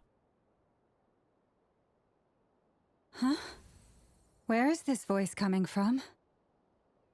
My apologies. For certain reasons, I am unable to speak. This is the only way I can communicate with you. Telekinesis? It might take some Oh, getting used to. I don't but know. I hope you can understand. Okay, not telekinesis. It's fine. I'm more shocked by the fact that Alice never speaks about me. I mean, I don't think she wants to speak about you. As for you two, we have crossed paths twice before, but it is nonetheless a pleasure to finally meet you. So I guess one's Mirror and one is Fontaine. It's really you! Thanks for all your guidance in the past! You're quite welcome. This time, things are different. We have reached the unwritten pages of the story. You might say that we stand Wait, at the question is, can crossroads of she fate. see Columbina? Now then, allow me to formally introduce myself. My name is... Wait, No, stop! Alice! I can't believe it! No, I missed... I wonder what they wrote. I have to check it. I had a whole speech prepared. I'd agonized over every single word. She always picks the worst moments to ruin other people's plans. Okay. I'm so sorry about that. Alice took the liberty of devising some bespoke self-introduction magic for each member of the Hexen Circle. But I could have sworn I deleted all of the triggering conditions for it. How did it bypass everything? Man. Gosh, this is so embarrassing. I guess Alice really wants the Harbinger thing. Is she not used to face-to-face interactions? Don't worry about it. We've seen that introduction magic once already, so it wasn't too much of a shock. Please go on, Miss Nicole. We'd love to hear what you have to say, or, well, communicate. Huh? Are they talking to this lady? But... Will you all promise to forget that horrendously embarrassing introduction? Yeah. Sorry? Embarrassing? When?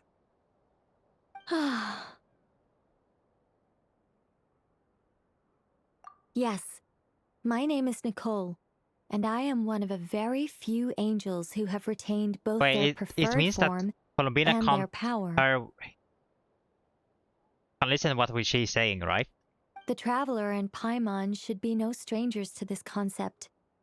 There is another of our kind in Natlan. They call her the Lord of the Night. Wait. All right!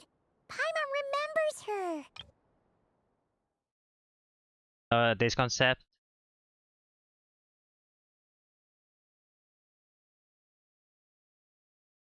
Lord of the Night. Yes. Well, I have retained more of my power than she. Oh, Columbina, what are you going to do now? It's because I don't have a long-term duty to fulfill. To be more specific... no. We'll be here all day if I get into the specifics. Moving on. If I'm not mistaken, you are here because you wish to learn how one might reach the moon beyond the sky. That's right. Is that something you can give us any guidance on? Yes, I do know a way. It began with the Hyperboreans, who lived after the War of Funerary Flame. Blank looks. Maybe I should start with the background of the war. No. Just get to the It point. shouldn't be an issue. I'll fill in the gaps for you when we have more time. Wait, Anyway, what is Columbina after that doing? war ended, the three moons retreated to beyond the false sky. The Hyperboreans were humans I once aided. They accepted the civilization and creations bestowed upon them by the angels. But despite accepting many blessings of the angels, many among them still held on to their faith in the moons. Hyperboreans. They were reluctant to accept Do they even the exist new anymore? order. Even after the War of Funerary Oh, Flame, look at Columbina. they sought to contact the moon goddesses beyond the sky and receive their guidance. But all three had passed away by that point. This mage has a unique method of communicating. Is she talking about the moons? Yes, but they did not know. And so, still they prayed for the moon goddess's mercy. After building titanic structures that consumed vast amounts of Kuvaki, at last they glimpsed the moons and heard their voices. But of course, they were gravely disappointed. For it was then that they realized the three moon goddesses were dead. Yikes. Oh, that's such a sad story. It is. Humanity was in a very sorry state at that time. The angels who had once aided them were gone, and the War of Funerary Flames had left them homeless and destitute. Just a second, I gotta ask. How relevant is all this history to the task at hand? Well, I mean, it's... Okay. Yeah, I mean, Marka, that's true. We have no time. We have to It's been save a while since Columbina. I've had the chance to speak inside someone's head. As soon as I got started, I lost control and the words just flowed out like a waterfall. What I'm trying to say is... Right, yes, that's it. The relevant part is the ritual created by the Hyperboreans. The fact that they bypassed the false sky and saw the true moons implies that they successfully built a connection between Tevat and the outside world. So we have to do something similar? Which means, with enough Kuvaki and a sufficiently stable connection, it should be feasible to send one person over the border. Oh. Okay, so they built some kind of portal? Oh, yes. A portal. Yes. Is something wrong? You sound disappointed. I just didn't expect you to summarize it so well. It turns out I could have said all that in one word, if only I'd managed to think of it. No, please, it's fine. This is invaluable knowledge. I'll be sure to record and preserve everything in writing. Oh, really? Well, in that case, I suppose I could backtrack and add some more detail. I did gloss over a few things so far. No more yapping. Whoa, whoa, whoa! Time out. Let's summarize what we exactly. got first. The Hyperboreans were the last ones to use this method, right? So we somehow need to find whatever structure they built and make sure there's enough Kuvaki to power it up. Luckily, we have the moon marrow of both the eternal and iridescent moons, so we're all good for Kuvaki. Which means the key issue we need to focus on is finding the place. Am I right so far? Yes. Although I expect the structure is long gone by now. That said, what if we could take advantage of the phantoms to travel back to a time when it still existed? Well, wait, we can do that? Travel back isn't quite accurate. It's more like we'd be creating a handshake between 2 points in wait, space-time. if we can do that, we might be able to get answer about the spaceship, no? It could just be a time when it still appeared in phantom form via projection, or we could project our own phantoms, fold them together at... You look lost. Was that too hard to follow? No. Okay, for me, Yeah, that's playing the game. Technical there. Paimon's brain is reaching capacity. Alright, let me think about how to put this more simply. Okay, got it. Over the next few days, I'll search for phantoms that we can use. Once I find one that meets the criteria, I'll let you know and we'll regroup.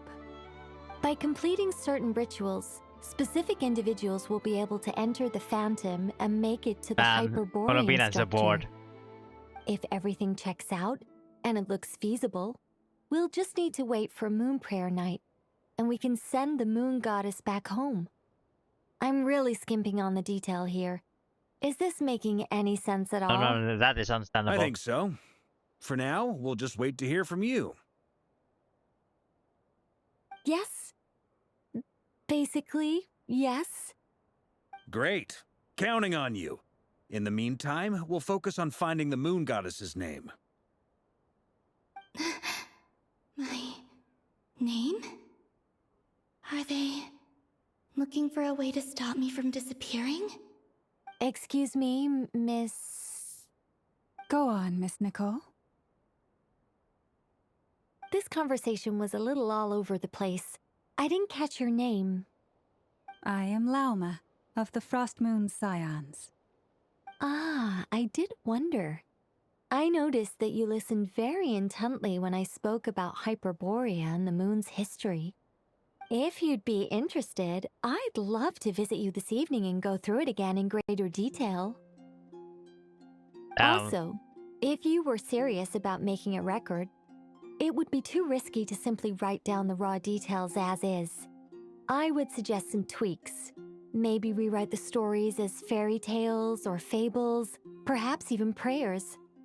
Anyway, we can cross that bridge when we come to it. I think Nicole found someone to talk with. See you later then? Oh, and no need to prepare anything. Just a cup of tea will do. See ya!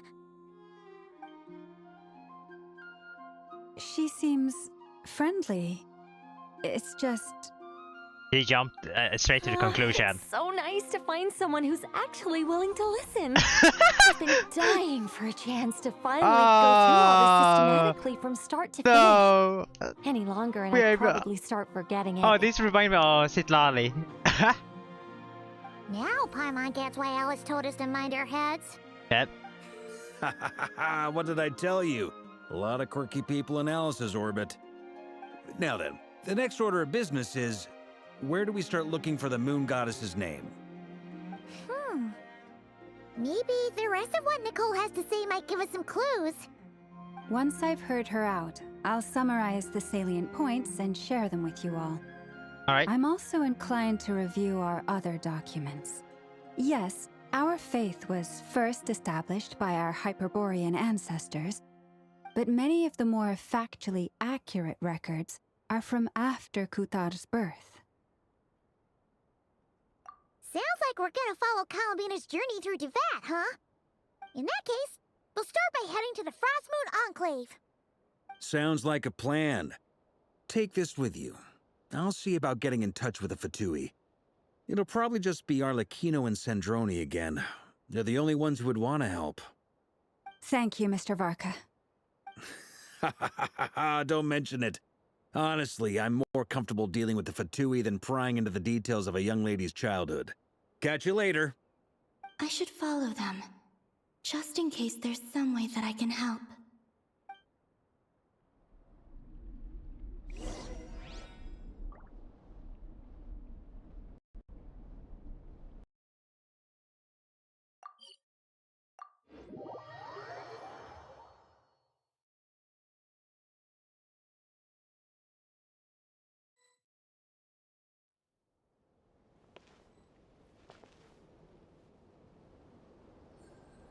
A while ago, I took the time to organize all documents in our possession that pertain to Kutar.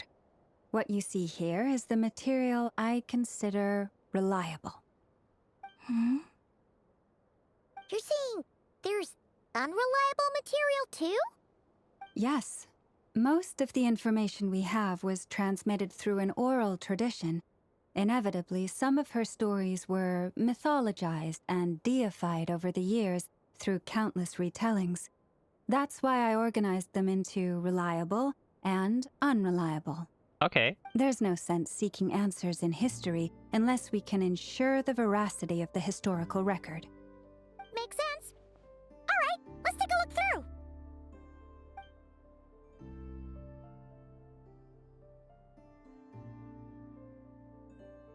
Terse and dry.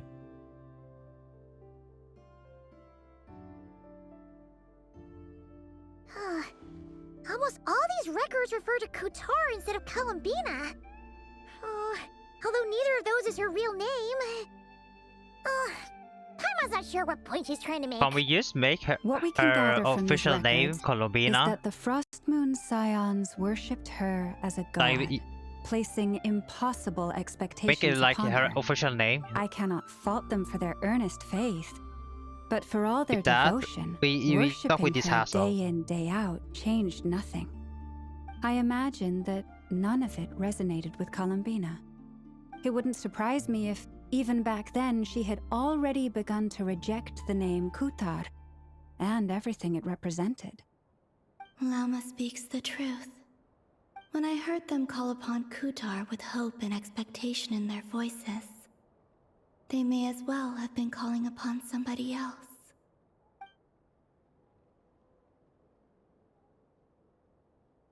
Well, that's a bit complicated.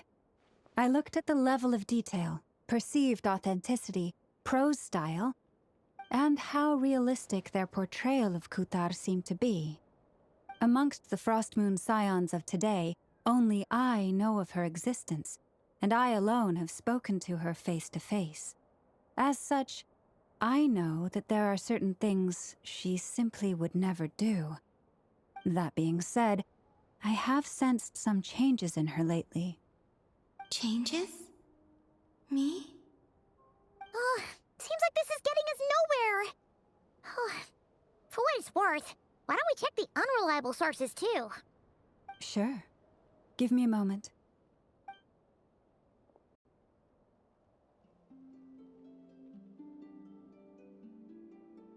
Exerting but a fraction of her divine might, Kutar sheared a great mass from the snow-capped mountain and cast it into the sea, upon whose surface shone the mirror image of the moon. Thus was formed the island of Hisi. Yeah, right. That doesn't even begin to pass the sniff test. The 3 moons are naught but lies through and through. Only one moon has ever shone for us, and Kutar is her name. The vast majority of ancient texts are filled with fanciful tales like these. I trust you understand my criteria a little better now. Kutar did not speak, merely gazing into the distance in silence. And where her gaze landed, this was her prophecy. Clearly, whoever wrote this text never even met Kutar. Otherwise, they'd know that her eyes are always closed. What about you, Traveler? What are you reading? Come on, let Paimon see. The child wished to build a wooden nest with which to shield a fledgling bird from the cold. But being so young and lacking in strength, the child could not snap the branches from the trees. Kutar was passing by. Upon seeing the child, she summoned forth a Kuhenki, who built a beautiful nest for the child. I remember that. Not knowing the meaning of Kutar's divine intervention, the child dared not to respond, and thus ran home to call their parents. But Kutar was gone. The Moonchanter declared the event a miracle and took the nest as a relic, placing it on high for all to see. The child was named as one favored by the goddess, and was greatly respected amongst the people. Yet, no further miracles were bestowed, and this matter was forgotten in but a few years. Huh. Any thoughts after reading that? Yeah. Columbina probably just wanted to join the kid in making nests. Ah. I'd originally considered this a fabrication, because Kutar did not perform any similar actions in subsequent records. But now that I think about it, it does seem like something Columbina would do. It's just that... She didn't know how other people would interpret her actions. She was probably worried about making things difficult for people. And so, she gradually stopped joining in. Yes. Oh, that's so sad.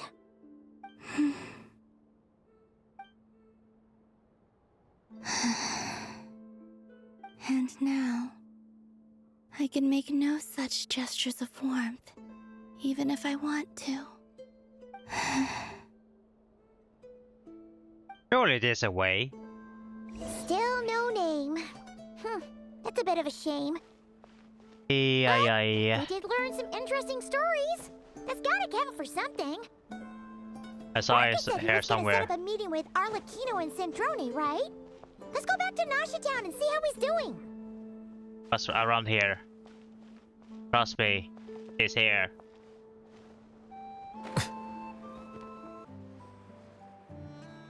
Let's see, Durin, Abedo, Barca. Idle time. Let's see. There's Varka. Oh, and it's Durin and Albedo too. Yeah, this is pretty much the same place we bumped into each other last time. I convinced them to stick around a little longer. We were all waiting on people, so I figured having a little company would help pass the time. Ah, so you've been waiting for us? Does this mean that you've already arranged things with the Fatui? Sure does.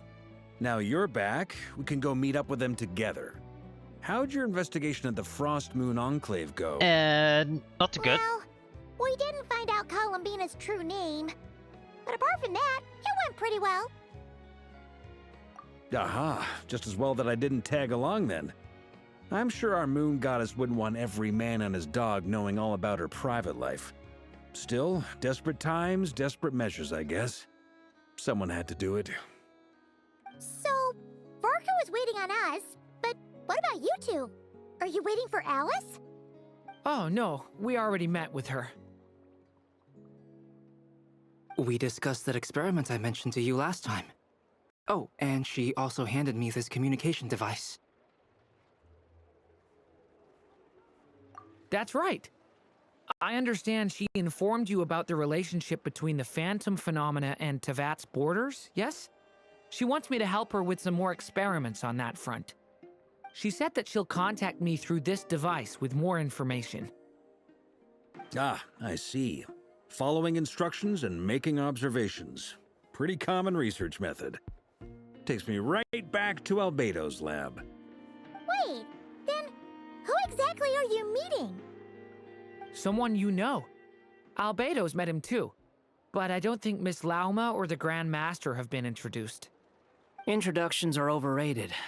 Oh, Especially the in hat cases guy, like this. Don Sombrero. It's you! So, it's not like the academia has prohibitions against going abroad. Also, I applied Wait, for what are you doing leave. here? The only thing I I've been remember writing you to Hat Guy visit since obtaining a human form. Dandrum or Alkita. I've No? already brought him up to speed on everything that's been going on in Nodcry. Hat guy?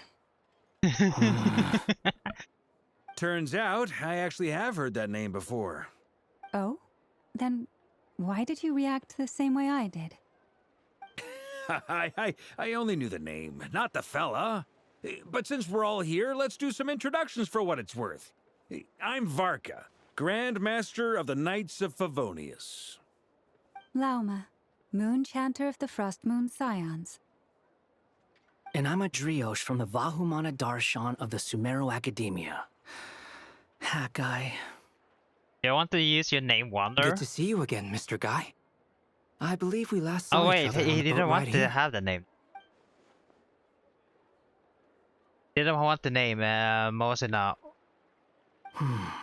Mind you, the only reason I came here is because there's someone I want to look into. Who's that? The Doctor, also known as Dottore, second of the Fatui Oh yeah, Harbingers. you had like some drama with him in the past. From the tone of your voice, it sounds like there's bad blood between Yeah, but the you. doctor doesn't remember him, I was no? reviewing our archives and noticed that a lot of information about him was missing. Left a bad taste in my mouth. That's all there is to it. Dottore, or Zondik, as he was then known. Wait, once studied at the academia. He's Zondik? But he got kicked out before he could graduate. He's...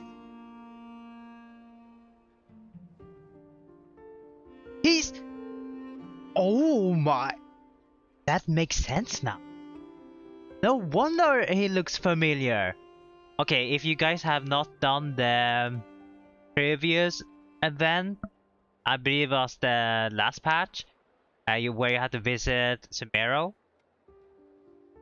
They did talk about a little bit on Zandik. Oh damn! He's Zandik. But I guess a lot of information about him is missing.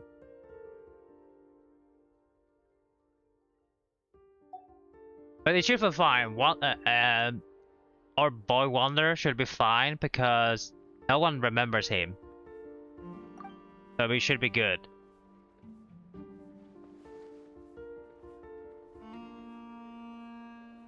Oh yeah, see? So, wait, if you knew and miss out that event, do you get this dialogue?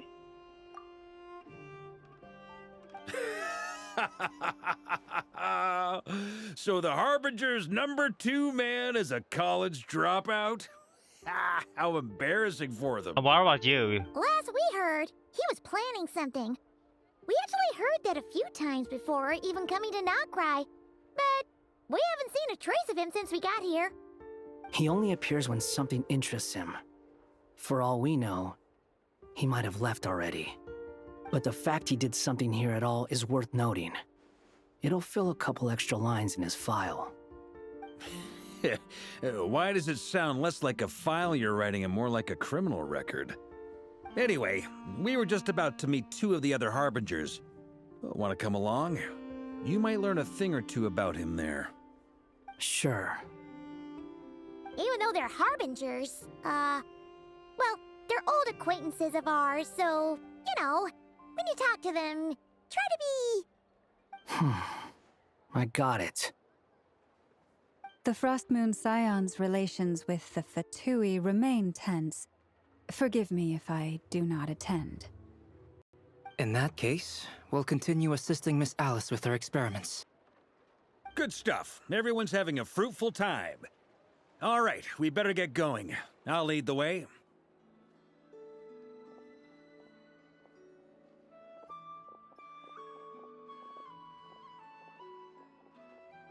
Don Sombrero. I just love the name. Well, yeah, that's obviously part of it. But I'm not the only one who has a score to settle with him. Neither you, nor Lesser Lord Kusanali, nor I want to see him meddling with things again. What's the hurry? Don't worry. Pigeons always know which way home is.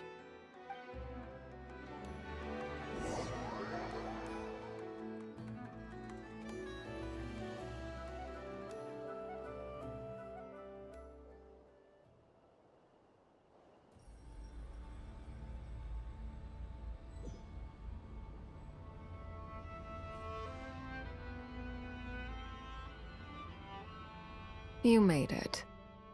Who is this? Yeah, they don't scholar remember. from Sumeru. They call him Hat Guy. He's an old friend of the Travelers. Wait, this is the academia representative you wrote about? He doesn't exactly look Okay, the they're pretending part. they doesn't know each other. I believe this will prove my identity. You'll notice it bears the seal of the Sanctuary of Surasthana. Well, what do you know? So it does. All right then. Yeah, they're pretending it doesn't know. I'm pretty sure the last patch It's fine. I we expected did it as much. is what request. They met each other so before. as I mentioned in my letter, the Academia's got its eyes on Dottore. But this matter remains top secret. Apart from those assisting in the investigation, the fewer people who know, the better. If anyone asks, I'm here in Nodcry to pursue does my it include personal Columbina? academic interests. Gotta say, Varka, you did pretty Man, well Columbina to keep all have been this under tagging wraps along for for so a long. while now. Sounds like you got in touch with the academia about this way back. you flatter me. Where do I even start? Remember that time we fought Rerir at Star Sand Shoal? He sure let me have it then, didn't he? I'll bet Dottore had that all sketched out, with me as his convenient little pawn. He could not care less about us if he tried, but hey! The feeling's mutual. Does Dottore really strike you as the sort who values his relationships with his colleagues? Fair point. Definitely not. Which is why I always keep my guard up whenever he starts making suspicious moves. To that extent, our motivations align. On top of which, I consider you trustworthy people. Now, back on topic. In the wake of the Reikir of Solnari episode, Sandrone and I grew suspicious about Dottore's complete inaction during the entire affair. So we tried to find out what he'd been up to, but unfortunately to no avail. He never lets anyone in on his plans. The more he cares about something, the more secretive he gets. Indeed. Perhaps he believes that by keeping a low profile, he can avoid trouble.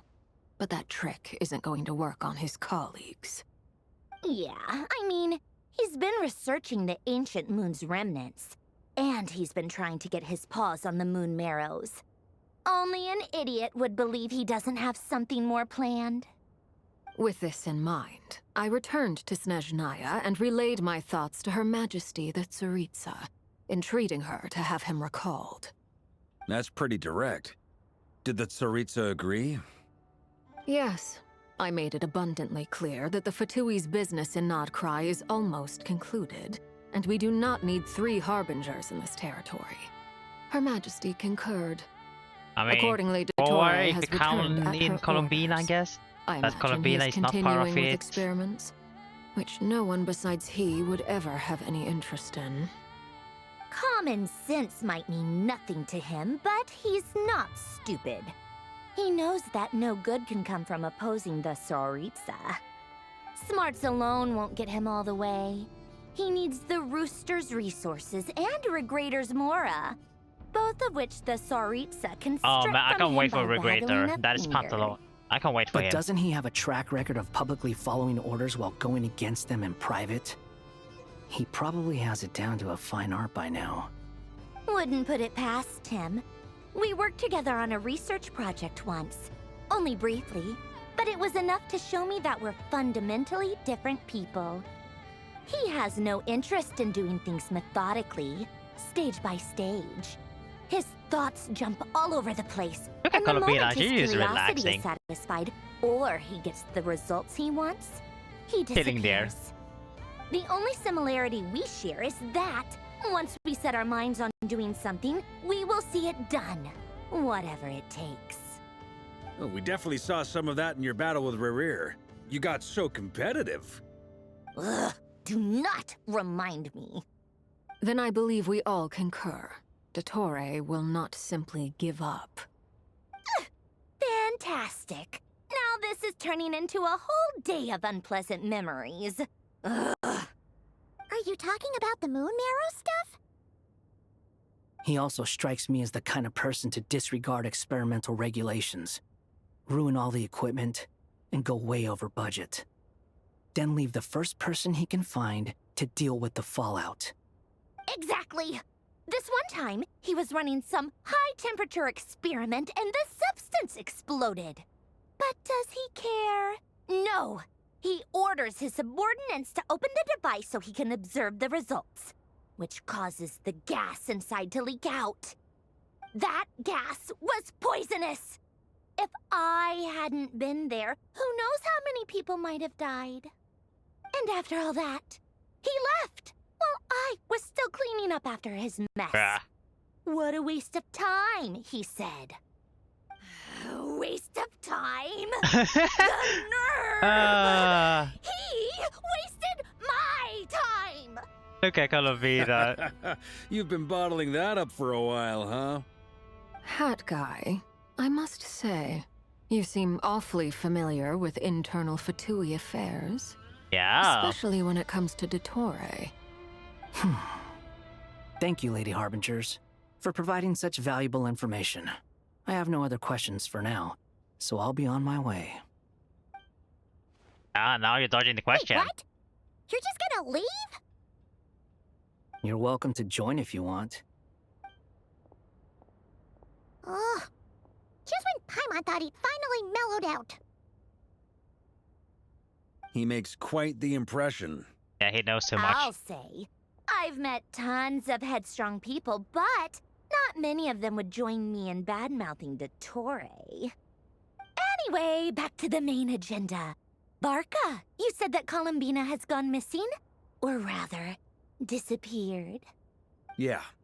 We're working on building a connection between her and this world. The simplest method is to find out her real name.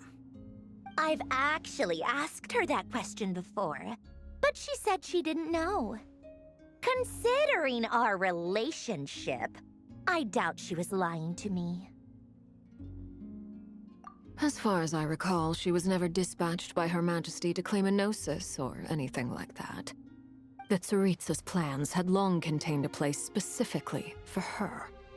I always thought that was weird. What could she do that the rest of us couldn't? Knowing what we do now, it's probably something related to Kavaki, right? More than likely. When she first arrived, Columbina would often go to Her Majesty and ask when she could start the task assigned to her. But Her Majesty always gave the same reply.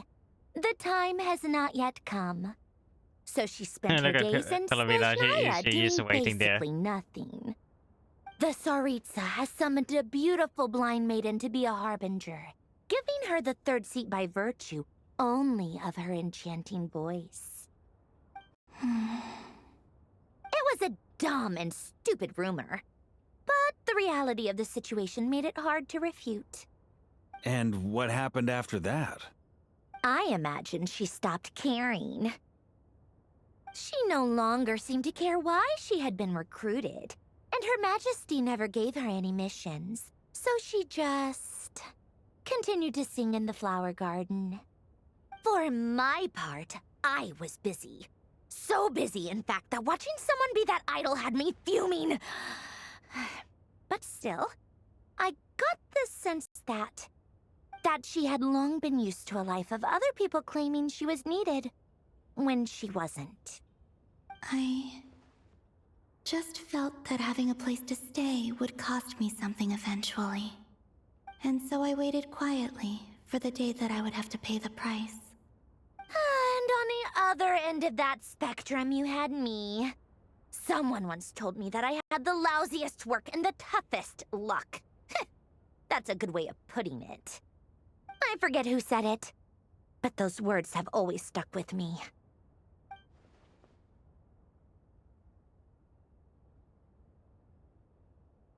But you've done your job exceptionally well all this time.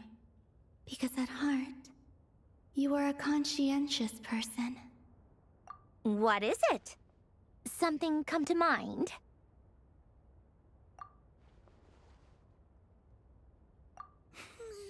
That makes sense. Nothing screams you are needed like your name shouted from across the town. Well, good luck with it. But if you ask me, Columbina is still the most shoutable name. I'm just so used to it now. After all the arguments we've had, I can't be bothered trying to remember another name for her. Nor I. Yeah, should we just make her Columbina her official name? Like, make right now Columbina that accept her real name is Columbina. Oh, silly. Huh, it's a Sealy! Does that mean Nicole has news for us? Ladies, I thank you for your hospitality. If the chance ever comes up, I definitely owe you both a drink sometime. I'm sure it will. You can make your own way out. Heck, you've been here enough times, you probably know your way around better than I do. Okay, time to do what adventurers do best. Follow that Sealy! Yeah, I still think that. Wait, I'm gonna quit doing now. Alright. I think that making Columbina accept that her real name is Columbina should be the easiest solution. Where is he? We still have to find her real name. Like, how the hell do we find? If no record stated about her real name, that would be some trouble. Here you are.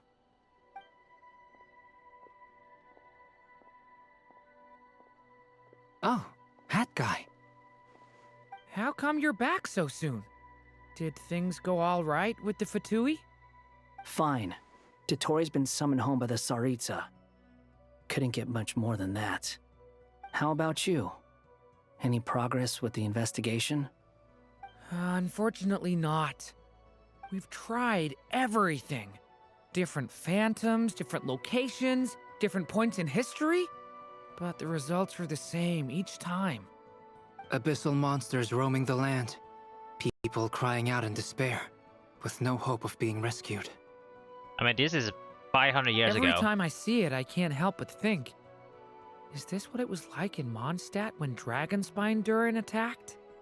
And if I fail in the task I've been given, will I create yet another tragedy? That's just meaningless speculation. When we encountered similar phenomena previously, I tried to interfere with those illusions, using sounds and lights to guide them. However, we could not change their fates. At most, we were able to extend their existences. The events of the past are like fate that has been written into Irminsul. Yeah, Irminsul, that is the name I'm trying to pronounce. That can escape its past. But Miss Alice instructed us to try to find ways to change the outcome that these phantoms face. It's an impossible task. Can't you just refuse? Since she asked us to do this, I feel like it can't truly be impossible. Or if it is, well, mages can make the impossible possible. I could not have been born as Durin otherwise. But you also said that your past 39 attempts were fruitless. That's true. But you're still going. Yes.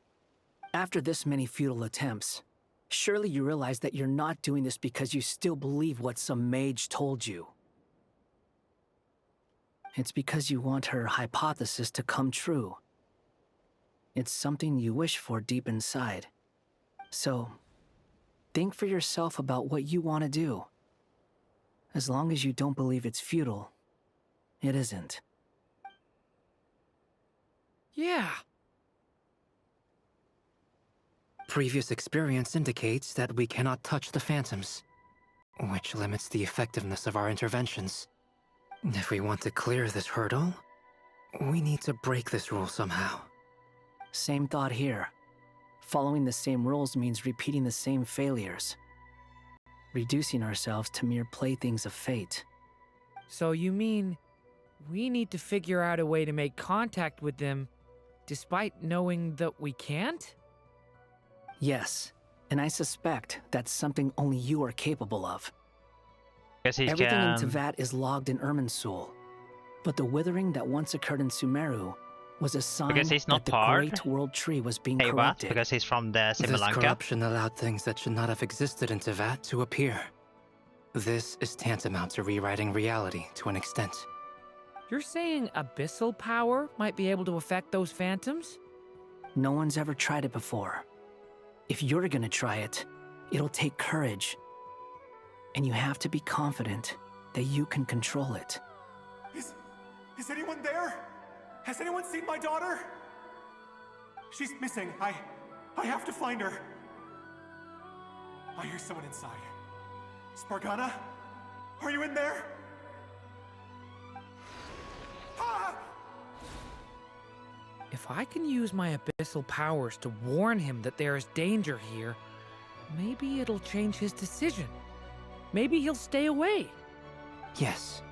The important thing is not the nature of the power, but rather how you use it.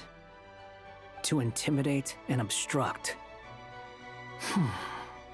Sounds about right for the Abyss. Let me try. I should be able to influence that thing.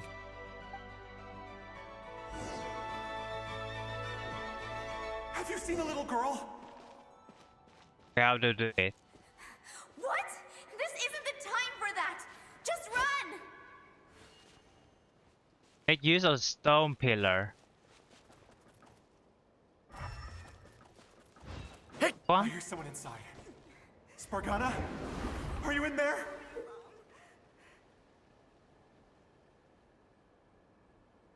Okay.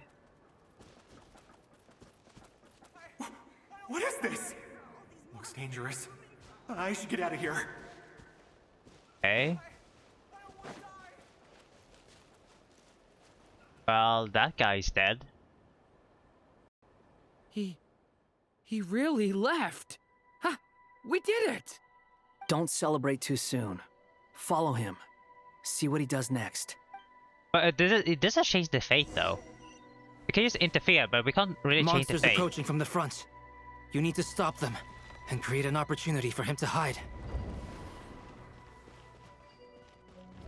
Like this? No, there's monsters ahead.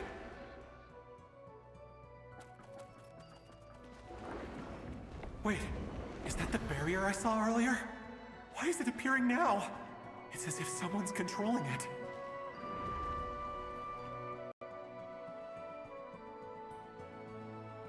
The monsters are coming.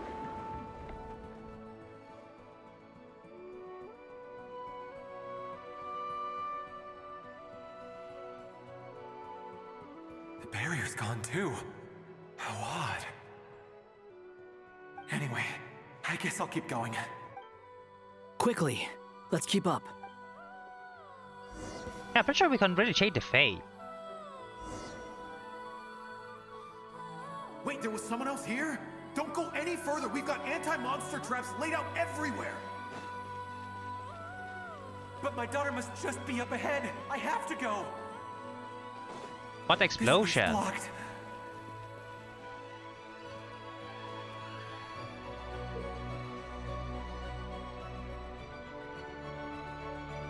Oh. I have to be really We might be careful. able to use the explosives over there, but we need to take care not to hurt him.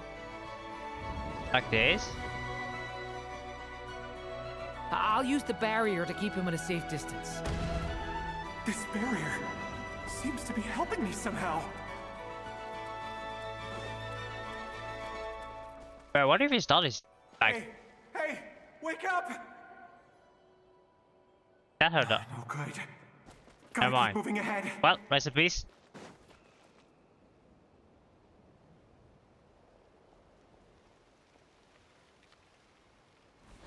So many monsters. Bro, There's you're still a giving up chance, now. Durin. Use the traps. Oh no! Oh no! No! No! No! No! I have to predict. Oh. Hello.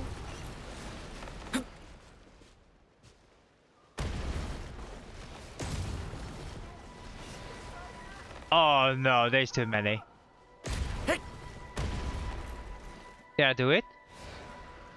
Help me!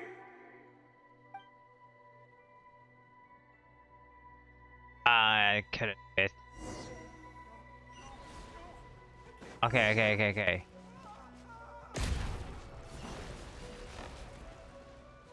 Time it.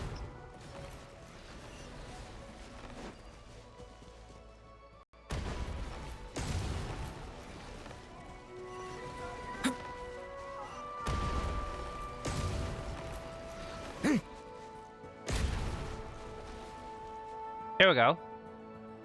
This is a new development. I've never seen this happen before. We might just be able to save this person. Nope. Not done yet. Don't have the high hope.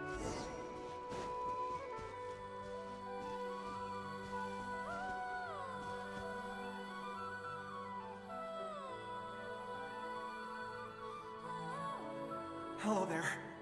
Have you seen my daughter? Spargana's her name. She's carrying a large backpack. Get out while you still can, you fool. You won't find any survivors here. But I can't just leave her here. She must be so scared right now. Sorry. Wish I could help, but I haven't seen her. You'll just have to keep looking. Okay, thank you. If I do find her, I'll get her to shelter and come back for you. Don't bother. I've got nowhere left to go. What's that noise? Monster!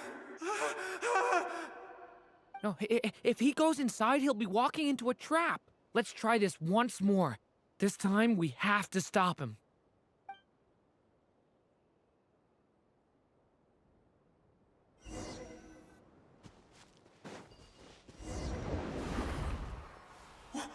Why? How will I know where Spargana's gone like this? You know what? I'll trust this strange barrier. It's gotten me this far after all. Oh. Very nice movement. How about the murder dead recipes? Spargana, are you there? I don't think none of them are Spargana. This is another trap.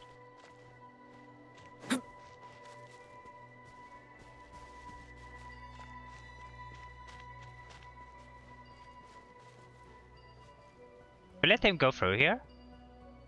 What? What's this? Hey! Let us out!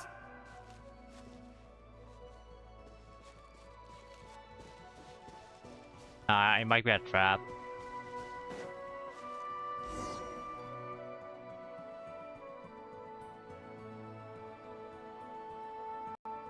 Huh? That looks like one of my daughter's books! Thank you. Thank you! Yes, it's one of hers for sure. That's her name on it right there. She left her backpack here.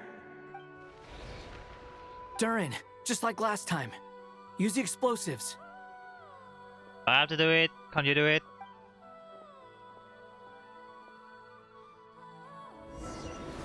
Oh no, I'm not ready.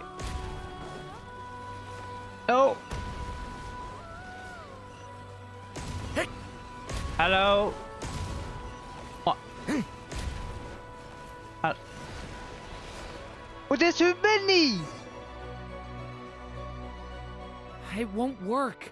There's not enough left. If he makes it in, he'll die. But then, this clue could be the key to him finding his daughter. It might not be the only one. Better he misses that clue than loses his life. I guess so.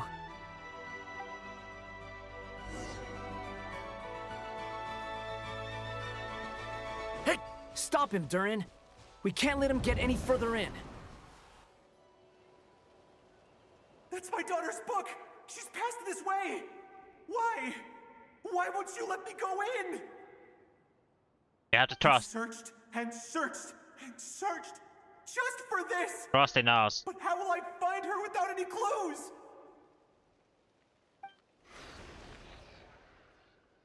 I no longer have anywhere else to go. Wait, should I make a trap inside? No, that is not the solution.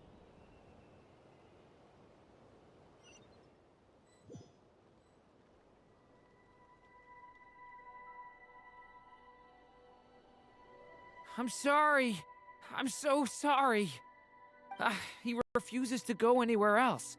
Whether he opens this door or not, all that awaits him now is death.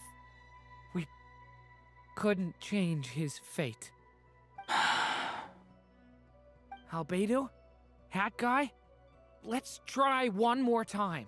I don't know how we're gonna do this, but I don't want to give up It is impossible to change someone's fate.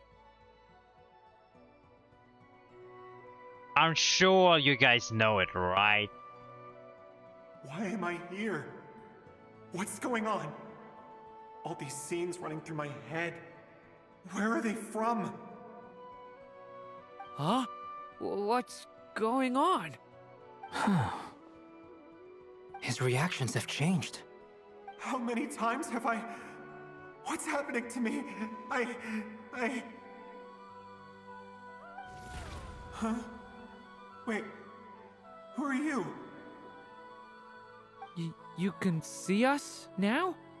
I feel like I always could, but that I only just realized you were there. I'm sorry, I don't know how to describe what I'm feeling. But you were the ones guiding me using that marked barrier, right? I haven't done anything yet, but those monsters, those deaths, they feel like memories. Like things I really did experience. I won't find my daughter. In fact, I'll ultimately die trying to find her. Isn't that right? Well, no, it isn't. Yes, it is. Even so, we're trying to find a way out of this. You've not seen my daughter either, have you? Nope. It seems she really isn't here. She's gone. Sorry, Bo. I'm sorry we couldn't help you. I'm just tired. Maybe this is destiny. Maybe it doesn't matter how hard I search. How long do I have left? Experience says 15 to 20 minutes. 15 to 20. Thank you for all your help. Let's rest a while. You look exhausted too. Now's not the time for you to start pitying us. It's not pity. I'm just realizing that I've only got 10 or so minutes left. You know?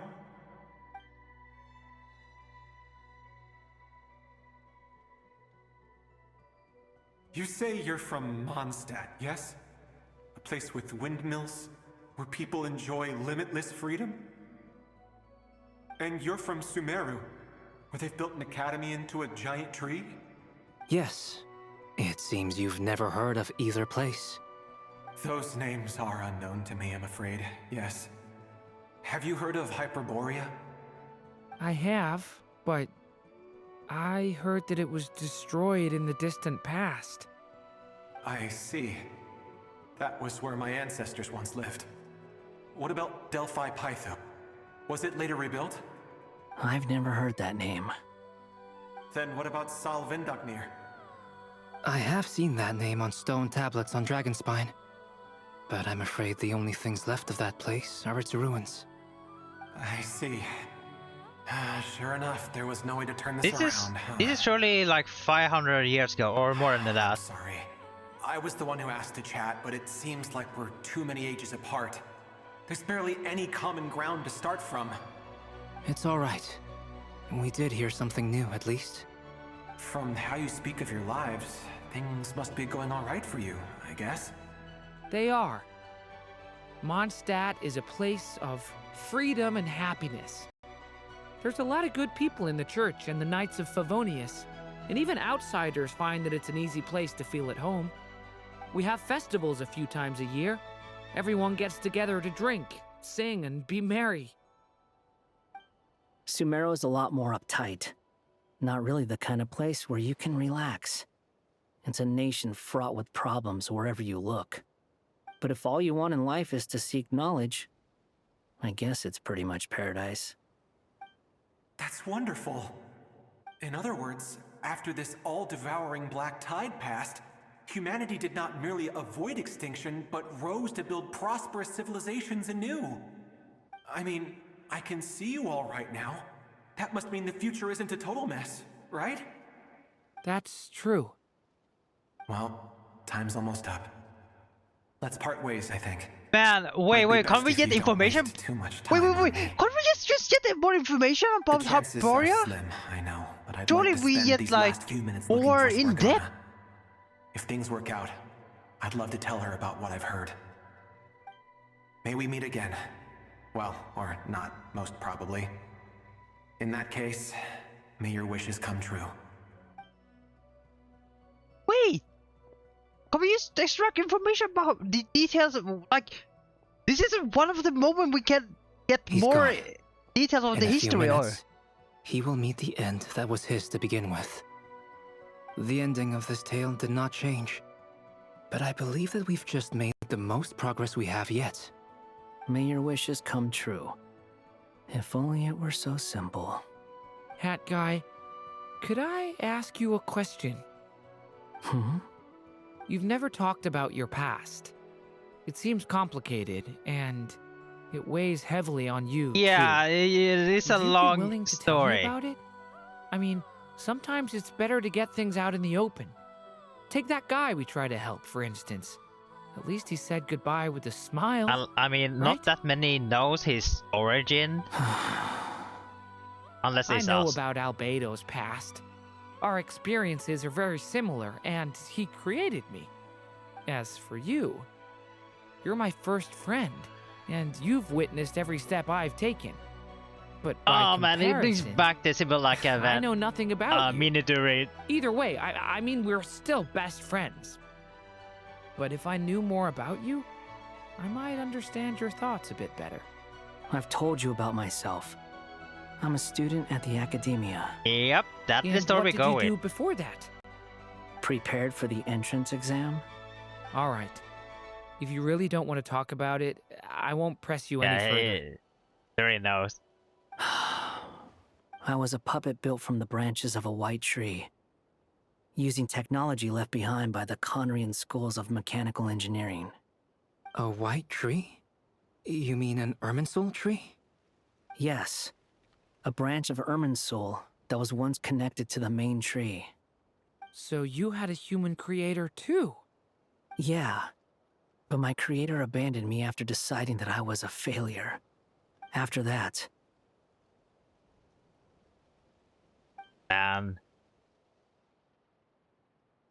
Raiden Shogun. Durin, resisting the influence of the Abyss, suppressing the urge to destroy, trying to do the right thing.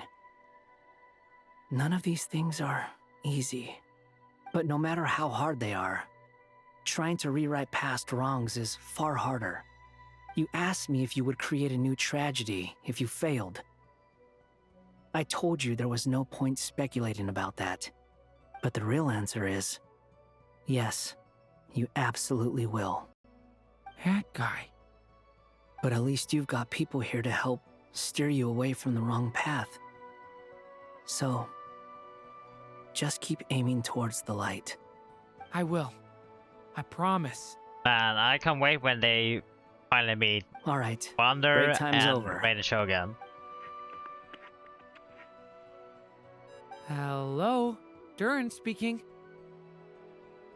Hello, friends, it's me! What have you been up to, I'm detecting some unmistakable fluctuations here at the border. The amplitude isn't particularly high, but they're completely different signals from the ones before, and the scale is comparable to those I've detected previously. Alice, we were unable to save that person. However, he appears to have retained a portion of the memories gained through that cycle, and was able to hold a conversation with us. I see. Well, that is rather odd indeed. It definitely merits further attention. Could I trouble you to keep trying the same approach? I need to gather some more data. Counting on you. I should probably have Nicole come and check this out as well. Wait, just like that?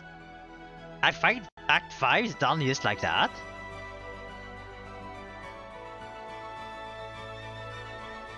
I mean, I guess I'm fine with that. We can take a small break, I guess. Has been a very long section.